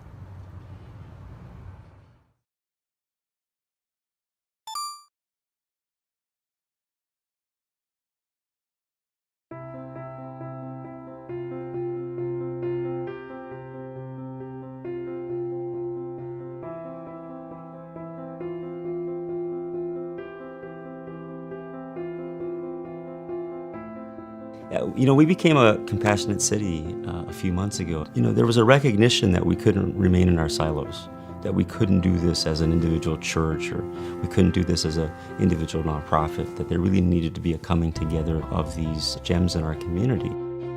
Law enforcement in general, police departments will not be successful at enforcing the laws without a relationship and some level of acceptance from the community. I'm a superintendent. That doesn't mean I know everything. I'm very limited in what I know. But everyone has a story to tell, and so when I come into a space, I want to hear their story. I want to hear their history, because that will help shape wherever the direction we're going and who's going to lead, who's going to support, who's going to be the strategic planner. Is I want to know strengths, and the only way you're going to know that is listening.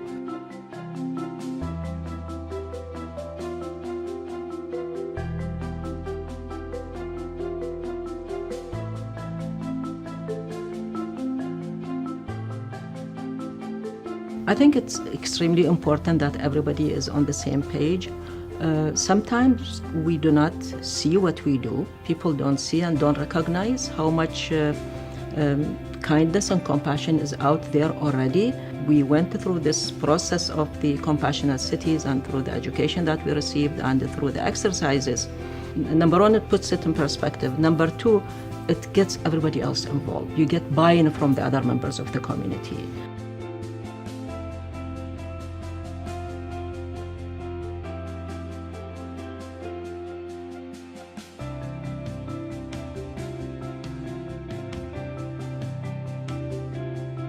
Every community is so different. Councils are different, the vibe of the community is different, So, I mean, compassion for Pomona, that we have to have that. We're an understaffed police department for what we're dealing with. I need the public. I need them to believe in me. I need their help.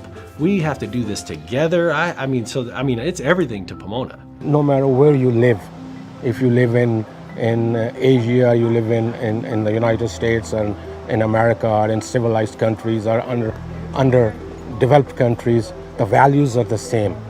Love for each other.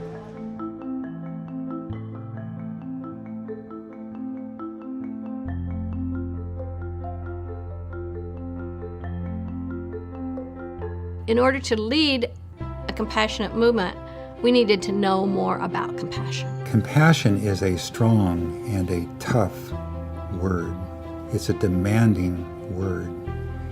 It's too bad that it's been taken through the ringer of sentimentality. That's not what compassion is about. We got the proclamation for Pomona to become a compassionate city, and that was a big milestone. There is so much going on in the city of Pomona in terms of various groups and organizations providing services and resources.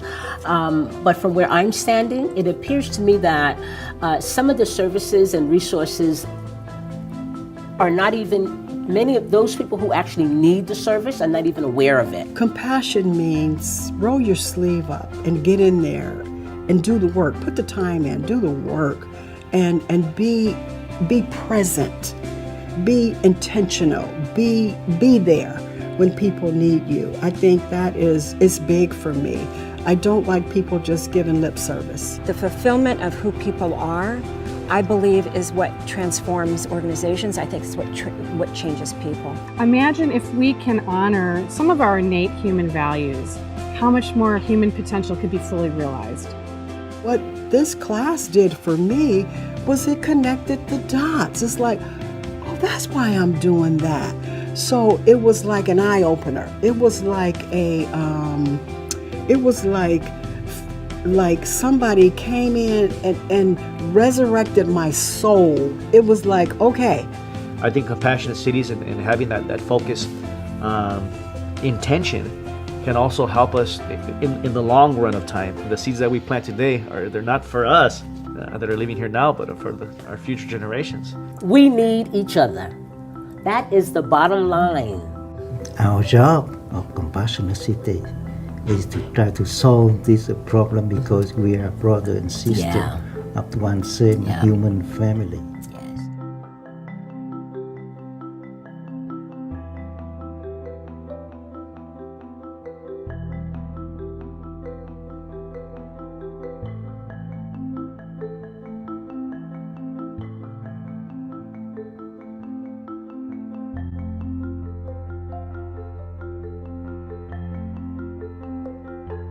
Hi, my name is Andy Quinones, and I am with Mentoring Arts and Culture, a program of the SoCal Service Corps. And I also work with a little program in Pomona called Compassionate Cities Pomona. Let me tell you about a little bit of this project that we're working on. I'm an artist. I love art. I've loved art ever since I've been a little kid. So this is a little project called The Art of Compassion. And these are a bunch of little squares that we paint. I work with kids and adults and seniors and people from different countries over the last year. And we talk about compassion and about being kinder to each other and how we can live a more compassionate life. And while we're talking about compassion and having a really good conversation, people get to paint on a little square, their own little square. Now in the end, you're gonna see this as a beautiful mural somewhere in the Pomona. I have a good idea where I might wanna put it at, but just think, if you participate in this project and you paint one of these little tiles, then you'll be a part of a beautiful community mural somewhere in Pomona. So when we can give other people compassion, it not only makes them feel good, but it makes us feel good too.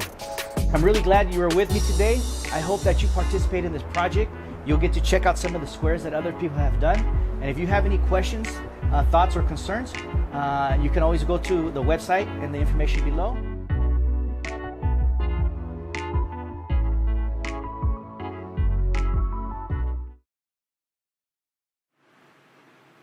Hi, my name is Paul Roach, and I work at the American Museum of Ceramic Art. The museum believes that at its best, we are immersed in our community and inspired by them. That's one of the reasons that I work with Jan Chase at Compassionate Pomona in helping to make the city of Pomona a vibrant cultural destination for everyone in the country, as well as our own residents. One of the things that Compassionate Pomona does is maintain a website full of resources from our partners as well as from the civic and federal government for our residents. These can be resources related to the COVID-19 shutdown, the public health emergencies, as well as any of the resources that our numerous partners are providing to residents of Pomona.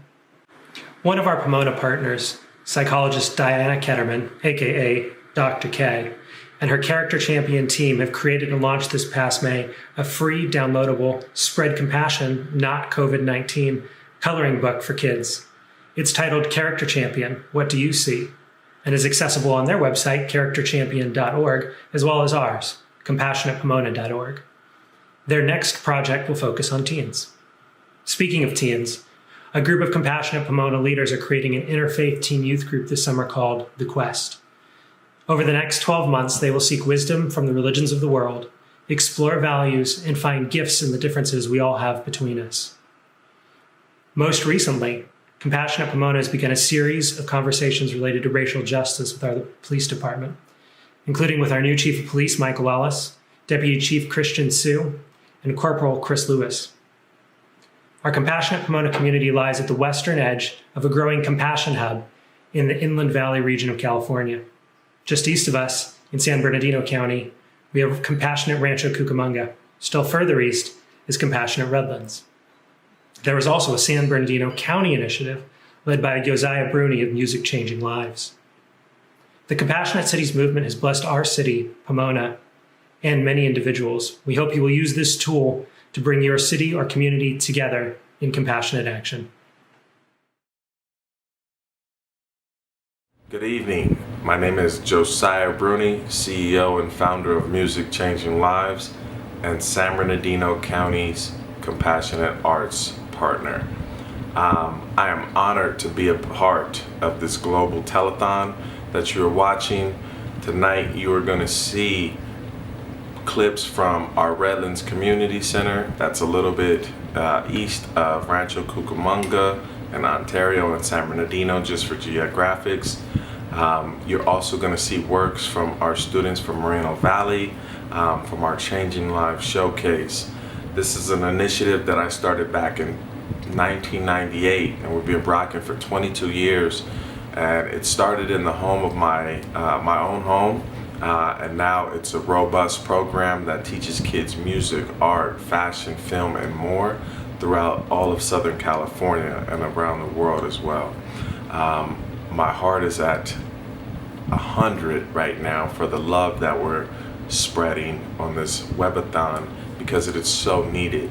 In these times, we need to show more how we are being compassionate and how we are trying to change the world around us. As we all know, there's so much negativity going on. For all of us to be on this path of changing lives and being compassionate, it is so compelling. And I look forward to meeting you all one day, genuinely, and working together to create a global Changing Lives Showcase. My thoughts and prayers are with you all in these times of need. Again, we are in devastating times, but this is a great opportunity for us to show the world how we are spreading love even in these trying times. And I thank you for being a part as well. Now, without further ado, we would like to start this telethon off with a tour around our Redlands Community Center. And again, you're going to see what we've evolutionized to become. I want to thank also Compassionate Arts California for this opportunity, and the Compassion Charter for all you're doing across the world to bring peace. And I look forward to playing my part and doing our best to unite San Bernardino and Riverside County and show that we too are living a compassionate life. Peace, be strong, stay loud, and remember, you are enough.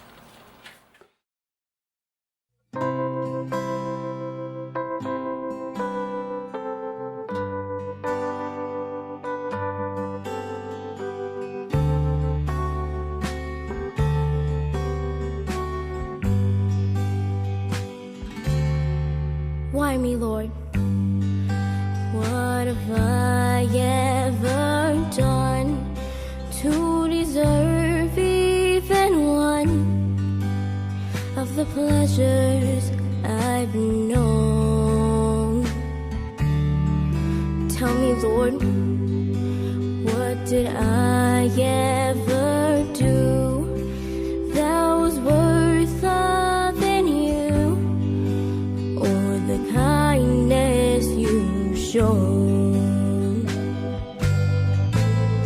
Lord, help me, Jesus, I wasted it, so help me, Jesus, my soul's in your hand.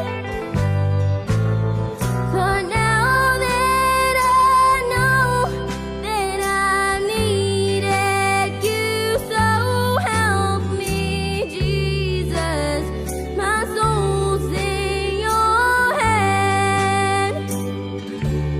Try me, Lord. If you think there's a way I can try to repay all I've taken from you, maybe, Lord, I can show someone else what I've been through myself on my way back to you. Lord, help me, Jesus, I wasted it, so help me, Jesus, my soul's in your hand. But now that I know that I've needed you, so help me, Jesus, my soul's in your hand. Lord, help me, Jesus, I wasted it, so help me, Jesus, my soul's in your hand. But now that I know that I needed you, so help me, Jesus, my soul's in your hand. Jesus, my soul's in your hand.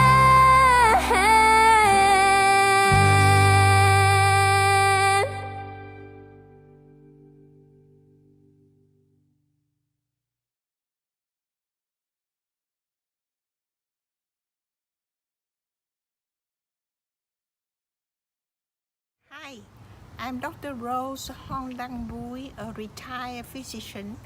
I'm now the team lead of Compassionate San Diego County and Communities Initiative.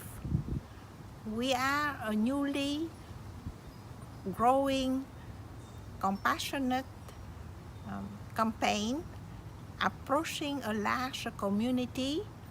The city of San Diego itself is the second largest city of California. We welcome an amazing number of partners involving many sectors in the community. We are presenting to you, we have a youth focus in our mission, and we now have a Youth Ambassador Council newly formed, and Compassionate San Diego interview weekly on Facebook youth from 13 to 26 years old to learn about their concerns and to reinforce compassionate action. We present to you today 2 short videos made by and about youth.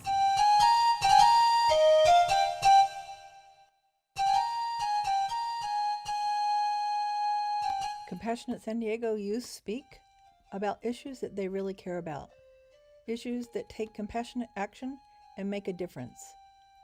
Students from the ages of 13 to 26 have created art. They discuss issues with allies, adult allies. They discuss issues with people from across the state that are like them, that really care. Dr. Rose Bowie is our leader in San Diego, and we have connections with the Compassionate Arts and with the San Diego Visual Arts Network and mental health professionals to do and take action to help youth defy the stereotypes, to communicate their feelings, to check into what leadership means in this world that they're coming into with all the different mental health challenges and crises.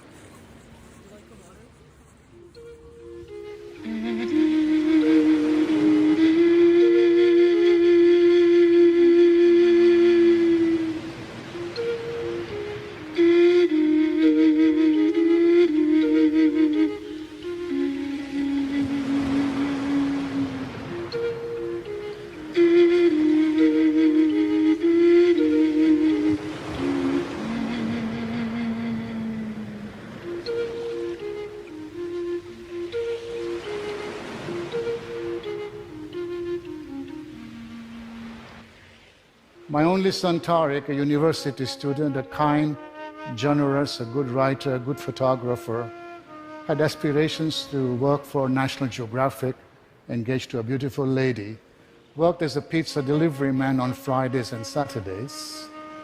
He was lured to a bogus address by a youth gang, and in a gang initiation, a 14-year-old shot and killed him.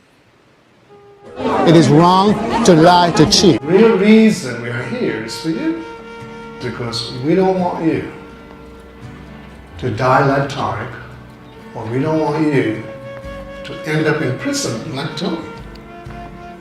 That's why we're here, because every one of you in this room is a very important person.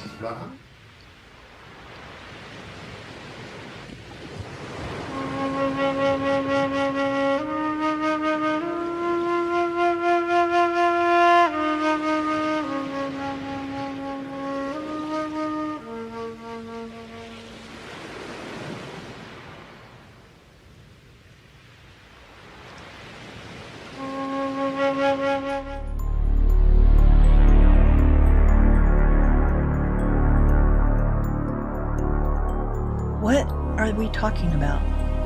In this country, everyone's talking about being divided, but the Post for Peace and Justice Project is actually making change, giving people a chance to talk about issues that they really care about from different communities, treating people with respect, listening to all the sides of an issue, and looking for solutions that are compassionate.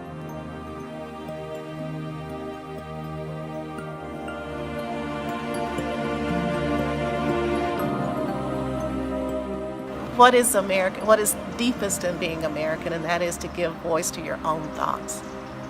And so Post for Peace and Justice allow our children to do that and to truly experience what it is to live in a country that is free and a democracy for all.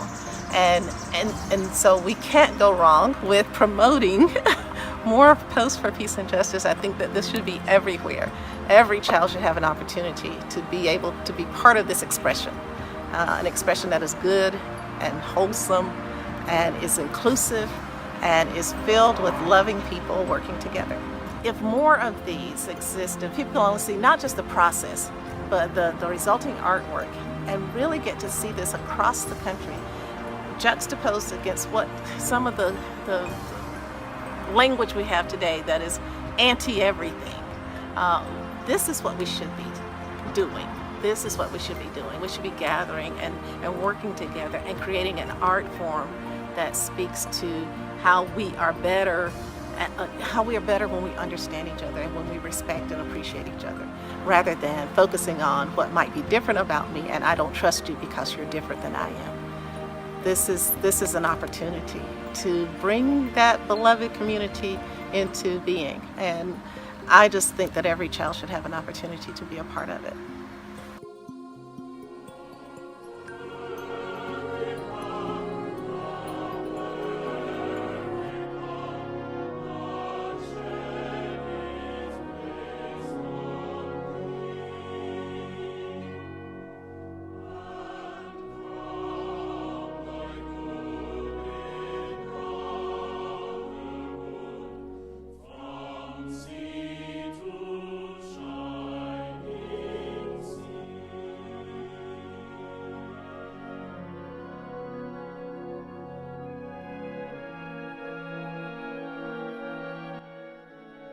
This is the cops' perspective. They say they feel alone out there, even though they're asked to serve. So we wanted to make sure that. So they helped actually create the. Okay. It's not. It wasn't. And when they arrived, they thought it was just a photo opportunity. Yeah. I believe, but it was like, no, this is a workshop. This is a dialogue. So. And some of the kids said they never talked to a cop before. Oh, in LA? Yeah. Really? Yeah. The biggest city that is? And the police were surprised, but by the time they left, everybody was dancing together. It was really cool. Wow. Yeah, it was a really cool experience. So. It's great, and we want to continue to have this conversation with compassionate cops, what that means, and then also in advocacy of Black Lives Matter.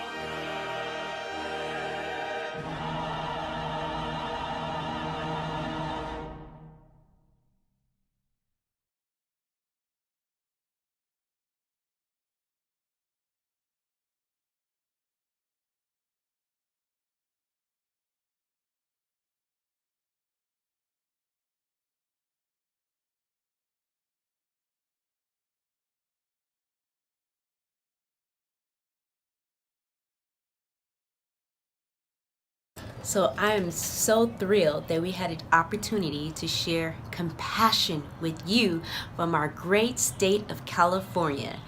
Here at the leadership of the Compassionate California, which was founded by Sandy Hart, wanted to make sure that we got a chance to explore Sacramento, what's happening up there, and Pomona, and San Bernardino, Pasadena, Los Angeles, and all these wonderful great cities such as San Diego that makes up a compassionate state that works for everyone. So thank you again. I hope you love this opportunity, and I also want to just introduce you to our team: Joanne Gaines, Laura O'Connor, Kira Carilla-Corser, and again myself, Felicia Faylove Lene. We're here to spread compassion, and I hope you enjoyed yourself. Thank you to the Charter for this opportunity, and Karen Armstrong for her beautiful vision.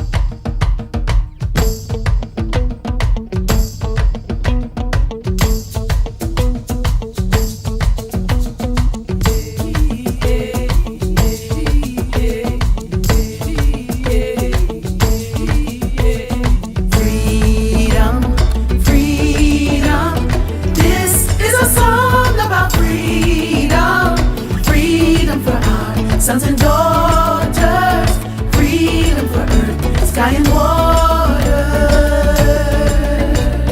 Freedom, this is a song about freedom.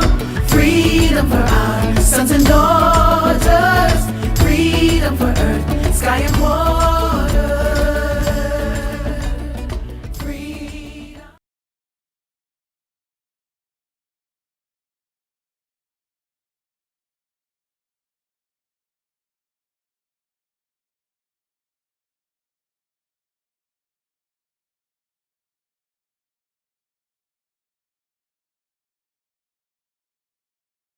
Hey, I'm Eliza Hava, and this is a song about getting out the vote.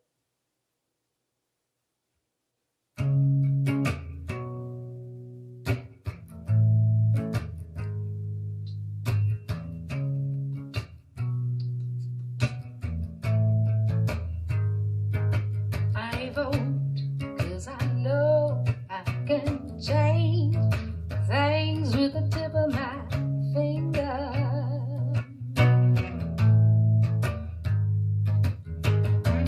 Down in Washington, D.C., I ask, what can my country do for me?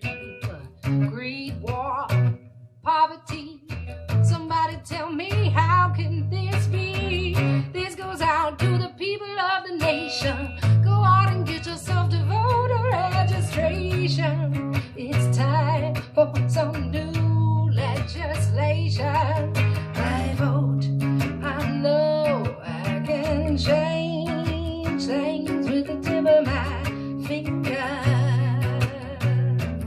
The tip of my I vote, 'cause I know I can change things with the tip of my finger.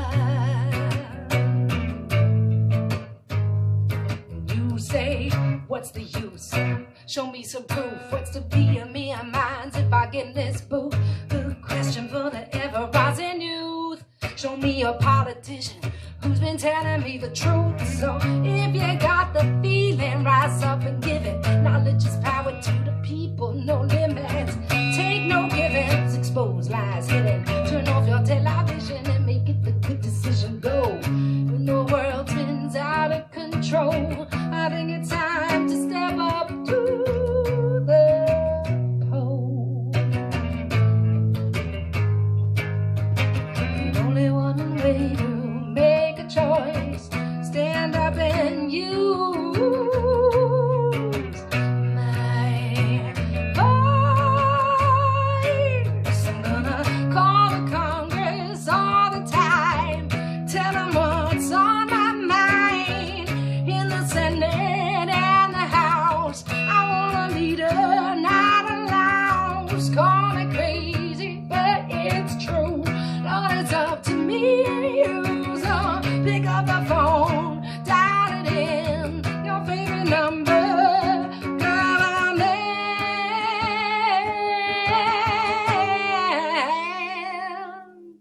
I vote, I know I can change things with the tip of my finger. The tip of my I vote, 'cause I know I can change things with the tip of my finger.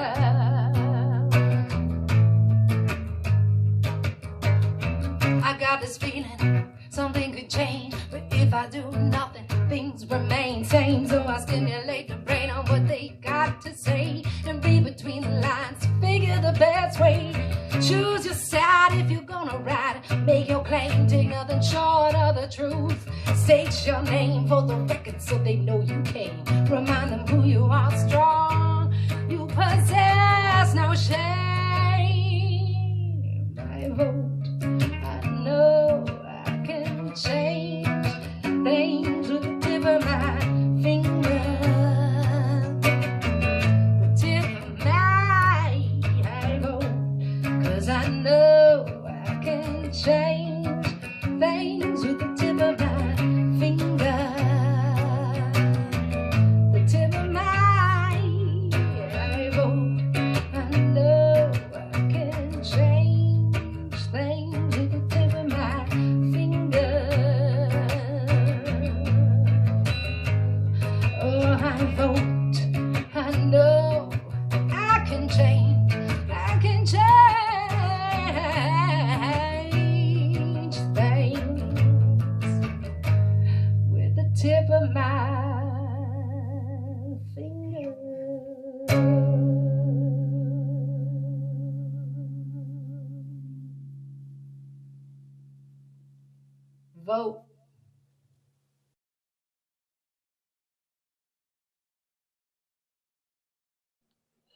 Welcome everyone. Thank you for being here. My name is Felipe Zurita Quintana. I am talking to you from Salt Lake City, Utah. We wanted to thank you all for tuning in to the 24-hour Webithon with the Charter for Compassion. We're excited to be able to provide this little space in which we want to share with you about something that keeps us alive and that gives us a release and such an incredible space for us to keep growing and developing and learning more about ourselves, which is the underground music scene. I would like to introduce you all to this very lovely and awesome panel with people and friends that I love to death. The first one is McKenna Ball, and then Yochi Chang and Michael Jameson. So if you guys want to introduce yourselves, that would be great. Hi, my name is McKenna Ball. I am coming from sunny Los Angeles, California. I have been working within the underground scene for the last 5 years. I started with social media and digital marketing with a bunch of friends. We decided to start a company called Understated. It was an amazing time. They are still operating, even though I am no longer with the company. It's now become an awesome record label, which was always the end goal. I've worked with some awesome DJs doing their social media and digital marketing within above ground and underground. Mm-hmm. I also consult with other underground companies within the rich fabric that makes LA's underground amazing. And yeah, now that we're sitting in COVID, I'm kind of twiddling my thumbs, but ready to get back to it. Thanks, Akina. Yochi? I'm Yochi Chang. I've been working in the music industry for about 11 years. I founded an event company called Night Freak Events, and I mainly take care of marketing, booking. I work with a couple different venues here in Salt Lake doing bookings. And I did some work with Boiler Room doing music research in their South American and Central American market about 2-3 years ago. And yeah, that's about it. And where are you at right now, Yochi? I'm in Salt Lake City, Utah. Thank you. And MJ. Hi, Michael Jameson, MJ, pronouns she, her, a transgender woman. And that identity right there is what drew me so close personally to the underground electronic music scene. The house and techno community is so open comparatively. I live in Las Vegas, Nevada, and my partner and I founded an incredibly lovely little house and techno music events organization out here called Soul State, and we really founded it as an alternative dance community to what Las Vegas has to offer, which is of course a sort of culture of mega clubs and VIP and bottle service with very materialistic and egoistic tendencies. And so we were really trying to get the other side of that for the Las Vegas entertainment scene. Very community driven, very open-minded, very accepting of all. And so that was kind of our impetus behind opening that, creating Soul State about 5-6 years ago. So much inspiration came from our experiences with the Burning Man community, who of course has just a really open and beautiful ethos. Through Soul State, our work in Las Vegas has led us to some incredibly exciting things. We've recently started working with the entity Area 15 here in Las Vegas, which is associated with Meow Wolf, one of the coolest artistic communities on the West Coast that has a beautiful museum and event space in Santa Fe, New Mexico, and they are now bringing their brand to Las Vegas, Denver, and Phoenix, and we're so excited to work with them here in Las Vegas. And then to just piggyback onto that, Felipe, our moderator, was a founding member this last fall with our organization, Soul State, here in Las Vegas, to create a music festival and charitable foundation called We Are All One. 100% of our profits and proceeds going to a few transgender organizations that we work with, transgender rights and charitable organizations who are doing the most at the state and federal level to help our community. And so yeah, that's just that's a scratch of the surface. Thank you so much. And thank you so much for reminding us, MJ. My pronouns are him and his. That's what I use. And I appreciate you telling us that. So, you know, we can have more awareness of that. So thank you. And, you know, so many people could start wondering, like, what is the underground? What do we refer to as the underground scene?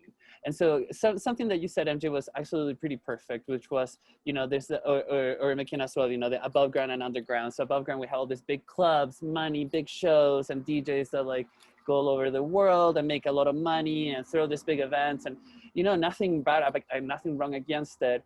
But when we talk about the underground scene, we're thinking about house music, techno music, this types of music, this kinds of music that were created or that were born because of communities being marginalized in the regular or normal world per se. You know, we have house music that really started back when like Black trans women would not, well, and I mean, it's horrible to say that even now it's a problem, but before, you know, Black trans women weren't only not allowed to be in any clubs or bars or anything like this, but they were also kicked out of their families, their house, their societies. And so they would all become their own houses. They will have like their moms, their mothers, right? And then they will have their houses that will embrace them and that will welcome them and would allow them to express themselves radically and to find themselves and find that magic that makes them happy. And so through that, house music was created, this environments where like the underground, where all these misfits and people that weren't truly allowed or accepted fully for who they were in this regular common spaces was created as a safe space for them to gather, to enjoy themselves, to have some fun, and more than anything, embrace themselves because of who they are.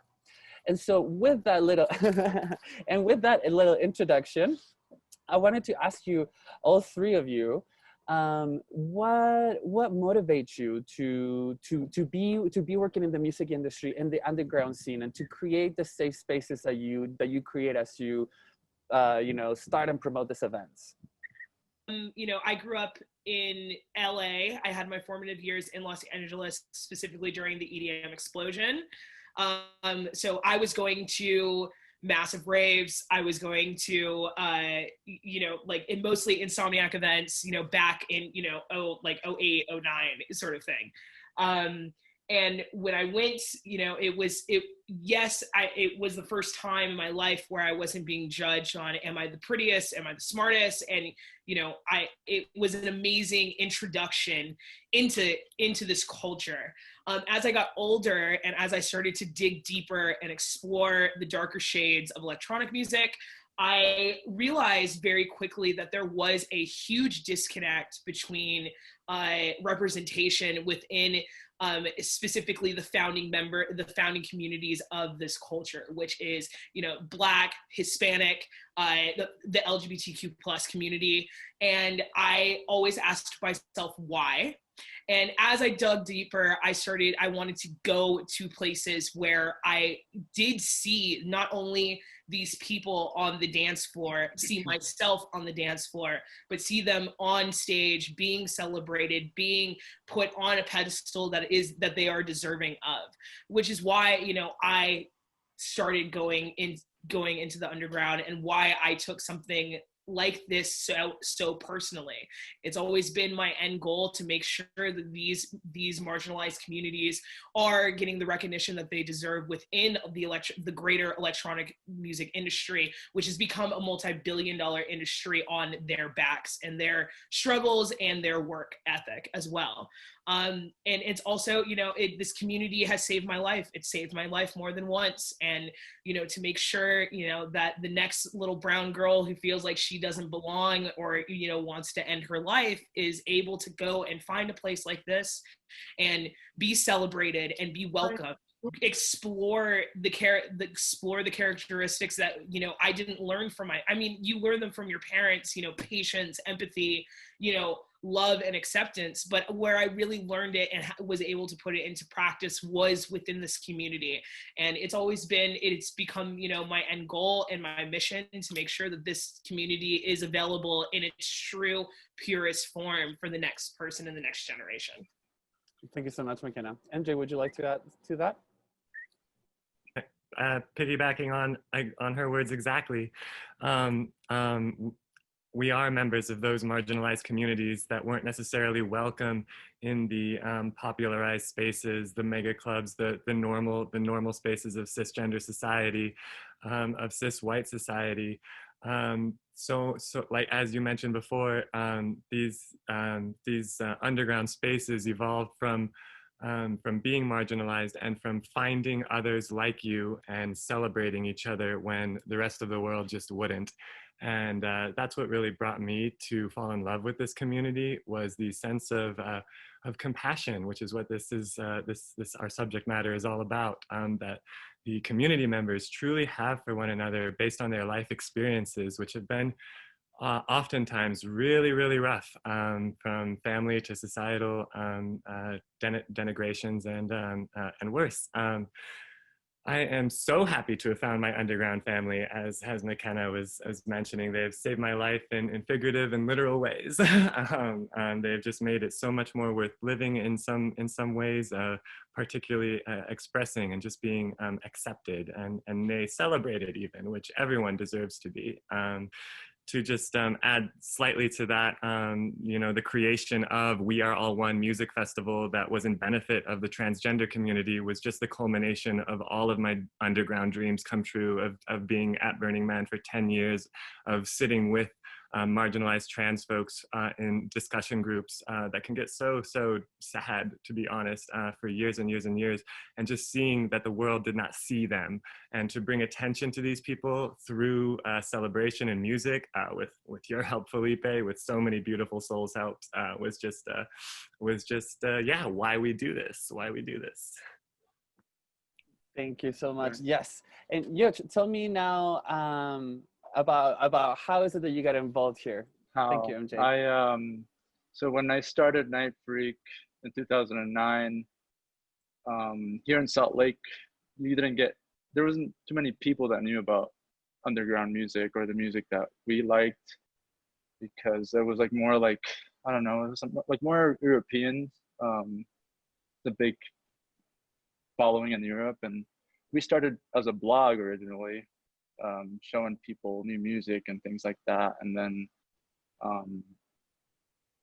through the blog, artists started reaching out and like sending us through their agents. And then we like ended up starting to book artists that way and bring in artists that would never come here to Utah. And started working with venues like Urban Lounge, and the Depot, W Lounge even, and that's like when Scion was doing those shows back in the day. I'm not sure if you're familiar when that happened, but that's when it all kind of started for us. And then from there we just took off, and we went from Night Freak blog to Night Freak events, and we just started mainly showcasing monthly. We would showcase a new artist from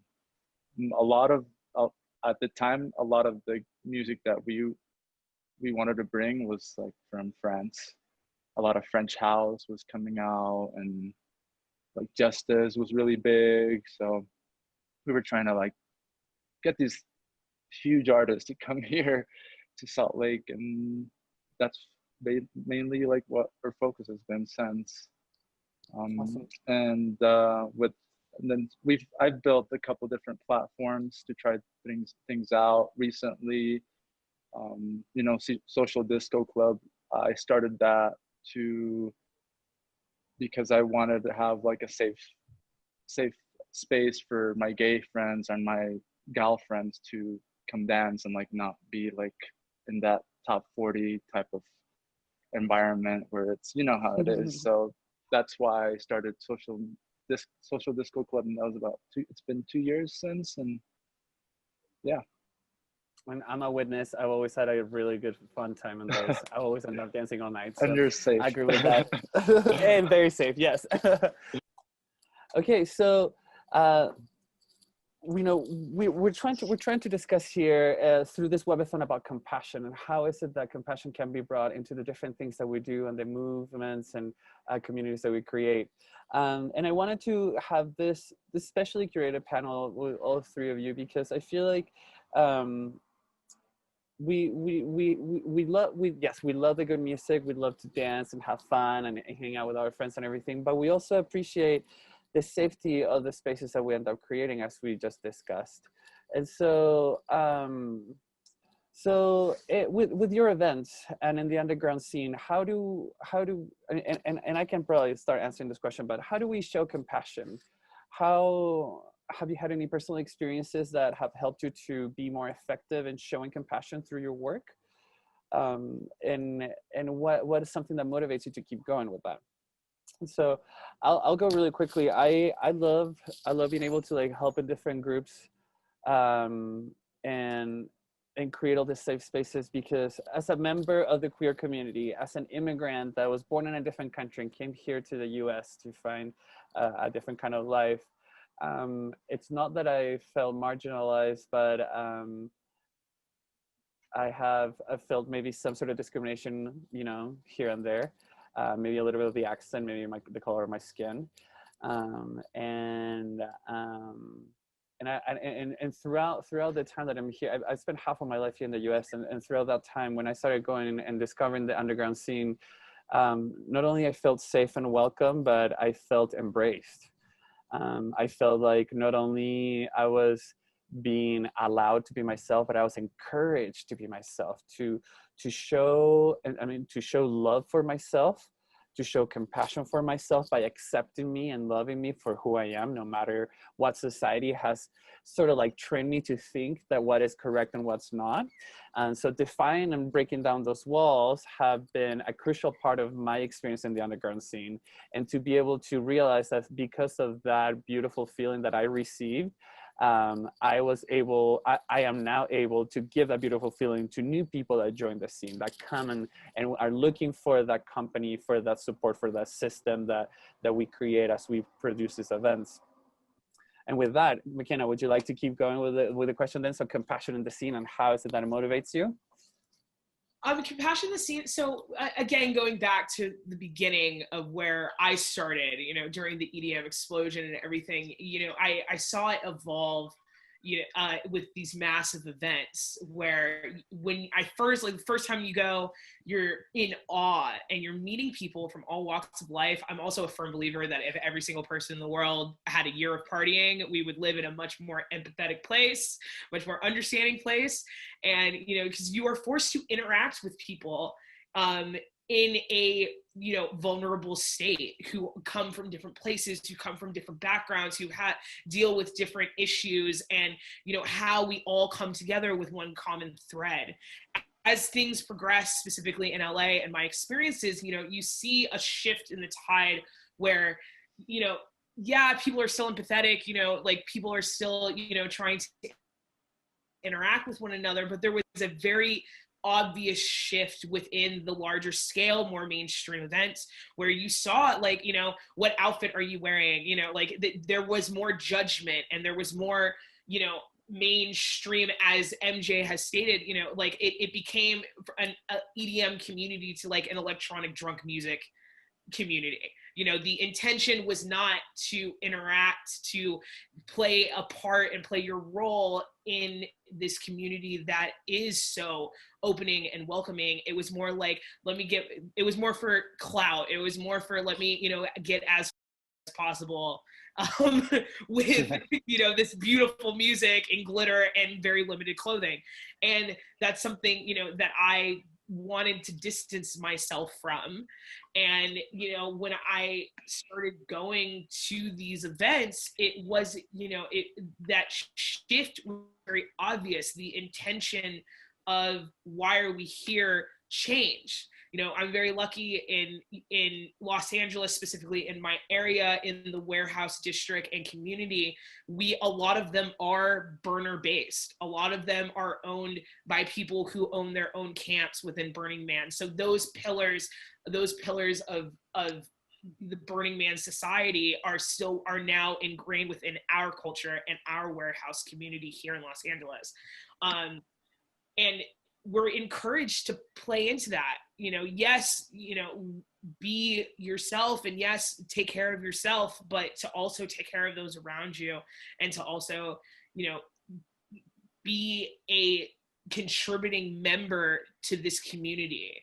And that's where a lot of the compassion that I've learned, and making sure that, I am visible to maybe somebody who does not usually see themselves. I am visible to other women who may feel uncomfortable with our understated events. And every single event that I consult with, or every single event that I go to, it's leave your ego at the door, because your ego is not that's not what this is about. This is about for you to come and explore yourself, explore a part you may not have known about yourself, and to have that be celebrated, and to have that be the intent when you walk out your door and step onto our dance floor. That's right, McKenna. And Jay? Yeah.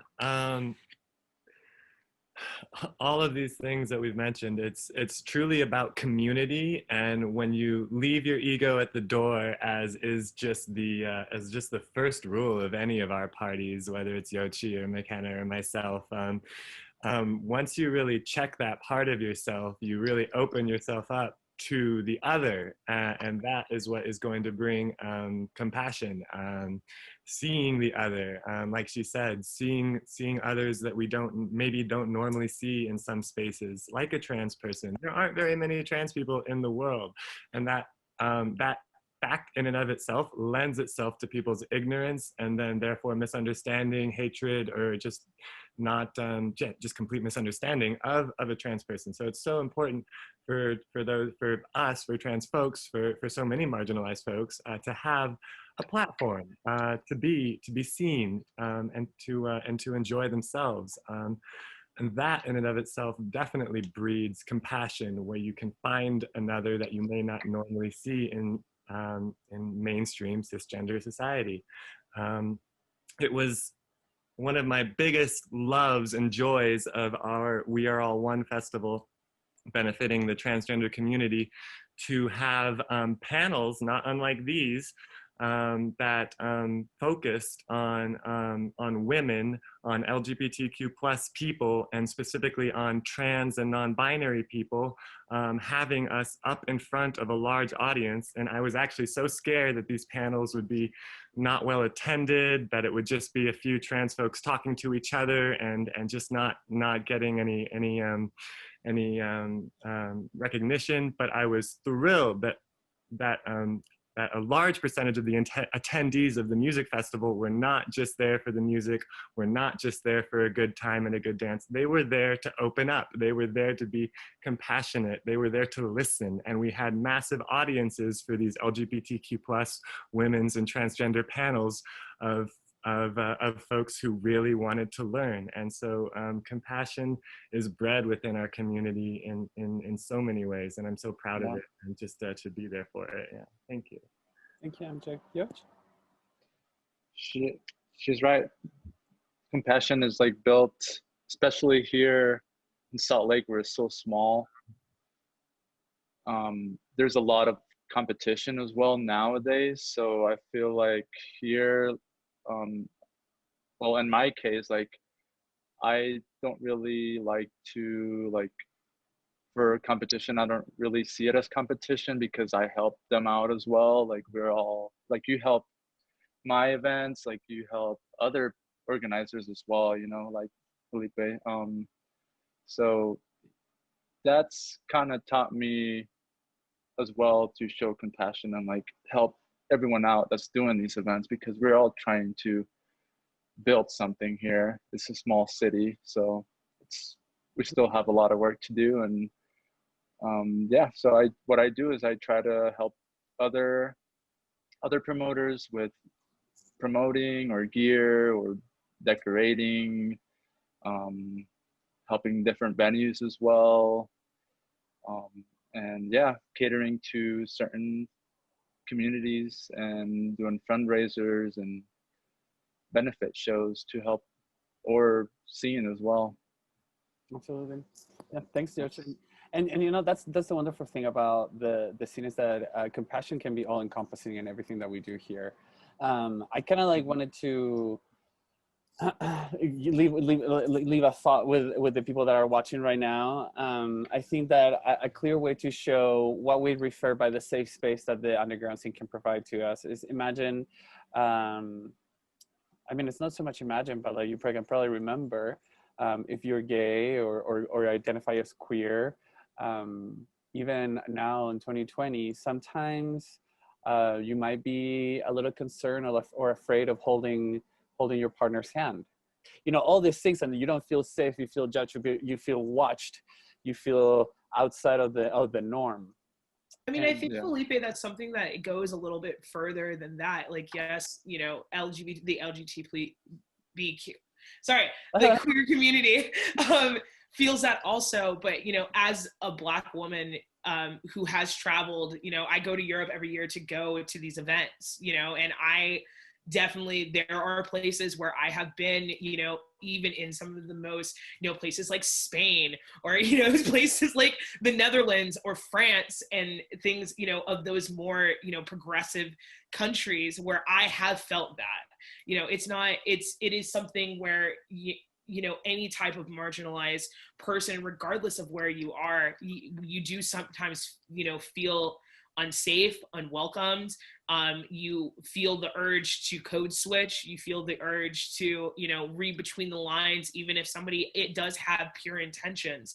It is something that affects all marginalized people, not just the LGBT plus community, even though their struggle, and because I don't consider myself part of it, I definitely consider myself an ally. It is something that, you know, when we see each other, it's like an unspoken bond where it's like, I see you, I see that you may feel uncomfortable, I see that you may feel judged or afraid. I will not let anything happen to you. Exactly. Yeah. And I think you hit it right on the nail. I was just about to say that it tends to happen that most of the people that produce events in the underground scene have been a victim themselves of that discrimination, of that marginalization. And so by us experiencing that firsthand, it makes us, I personally think it makes us be more compassionate, and have more empathy, because we have felt what that is like. We have felt having to be on your watch and you know and pay attention and, like, you know, pretend or act a certain way, and and that's exactly what we try to do with the safe spaces, is to provide a place where you can relax, where you can let down that guard and you can be yourself and enjoy yourself and hold hands with whoever you want and dance until the next day and enjoy yourself and embrace the beautiful life that we have been given. And so am I right by saying that all of us have sort of like felt marginalized at some point or another in our lives? Yeah. 100%, yes. Yeah. Yes. Exactly. I mean, look at this crazy guy, of course. Recently, I went to my chiropractor, and people don't like to wear masks here in Salt Lake for some reason.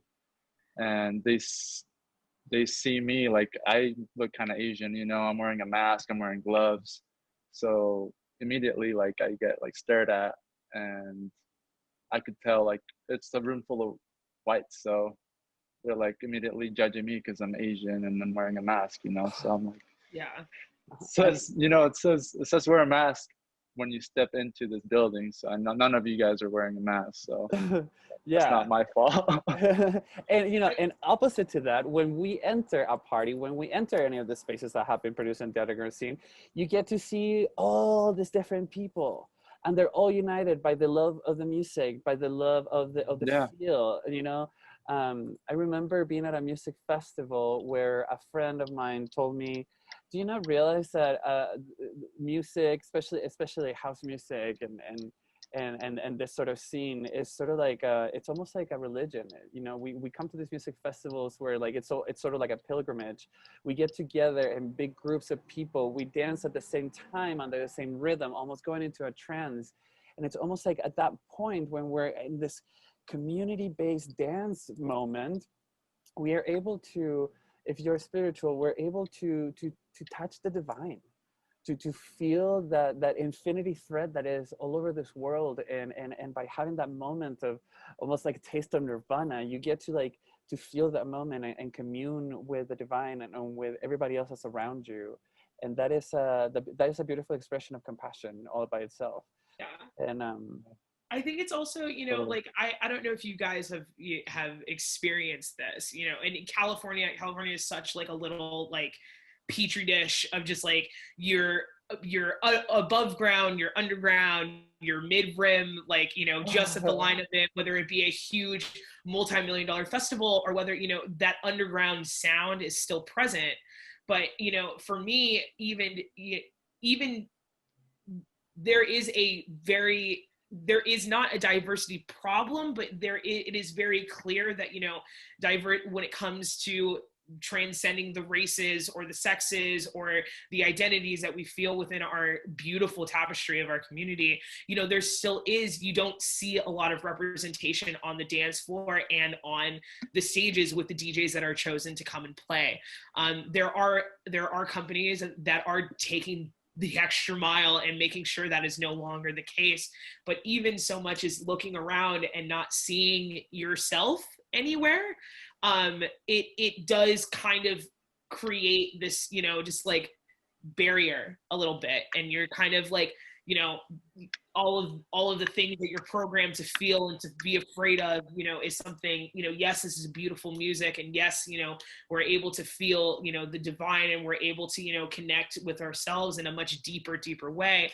But, you know, I really didn't ever feel comfortable at an event until, you know, I went to, like, it took like almost 10 years of like raving and like going to events until like I went to Detroit for the very first time for like Movement Festival and saw like a majority of Black people at a techno event. Like it really took like 10 years for that to happen, for me to finally be like, oh my God, you know, like they're like techno music really is Black music. Like electronic music really is Black music. Yeah. And it's with that, you know, that understanding and that also just like, you know, knowledge of the history of electronic music is where I feel we're going to start seeing a lot more empathy and a lot more progress when it comes to the integration of the genres and of the community that follows it, which is going to breed more compassion within our community. The unity, definitely. 100%.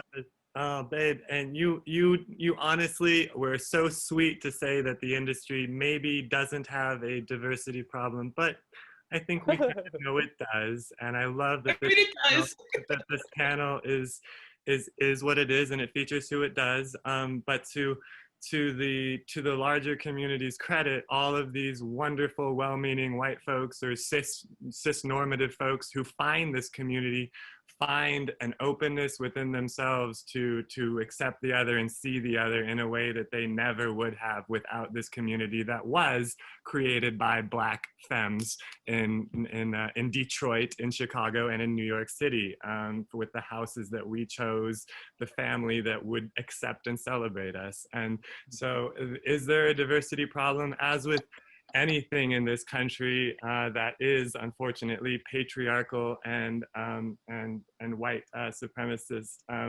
leaning, just our power structures. Yes, we have a problem, a diversity problem, just like every other sector of the country. But this particular community is definitely better at seeing itself, acknowledging its problems, and working towards equitability. I think it's definitely better than others. So cheers for compassion to our community. Cheers for compassion, for sure. Thank you, MJ, for like, you know, like correcting that, because you're absolutely right. You're like absolutely right. I think it's not that we don't have a diversity issue. We're just like leaps and bounds ahead of everybody else. Like exactly. Yeah. And so, you know, and so with that, I wanted to like ask you one last question. how do you see compassion evolving in the underground scene? Or what advice would you give to attendees or people that are curious about the underground scene and compassion in the spaces that we create? Yoch, would you like to start? I would just recommend that everybody, when people create these spaces for like gay events and like things like that, I feel like there are still some people that go and like disrespect the community. And I would just recommend that all the people that want to support, that they respect the rules and the consent, especially if that would be my recommendation and my maintaining our safe space safe. Totally. Yeah. Thank you. Respectful. Ladies? So the question is advice to anyone looking to encounter this community? Or yeah, an advice on like, people that would like to know more about the community, or how do you see compassion, moving forward in our community? Absolutely. Honestly, this scene is on the rise within popular culture. Burning Man has gone from an underground thing to a popular culture thing. House and techno music is making that move right now. The original raves that McKenna was speaking about, going to the massive ones in the 90s with EDC, that started the popularization of this whole thing, and we're still really riding that wave. And so this is only going to get bigger and bigger as a presence within the world and within popular culture at large, but that gives a massive responsibility to the curators and the originators of this culture to keep an eye on it, to make sure that our safe space is not perverted and is not violated. Yeah, because this music is cool and the artistic expression is amazing and people are naturally flocking to it, which is so perfect. So as long as we maintain the credibility, the integrity of it, and I think we can keep spreading compassion to the world. Thank you. For me, as I already said, to respect our community, to respect this culture, to respect its originators, always dig deeper, always dig for the knowledge, dig for where did this come from, because with that knowledge comes, an appreciation for the culture behind it. Not just for people who are just getting started, for people who have been in it for a minute, and also for the people who have the veterans. Like I used to be, very elitist. I used to be such a dick to kids who were just starting to get into it. And there was just this awakening that, these kids are being inspired by the potential of electronic music, being inspired of the potential of what they could unlock within themselves and what could be unlocked within our community.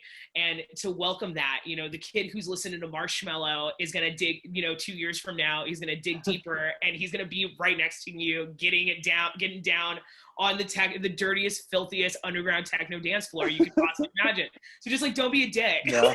Don't be a dick. Yeah, that's true. And just, always dig deeper. There are and within our community, there's such a segregation with your house heads, your techno snobs, your bass heads looking for spirituality, like all electronic music. Burning Man. Beautiful. Yeah, dude. All of it is so amazing because our community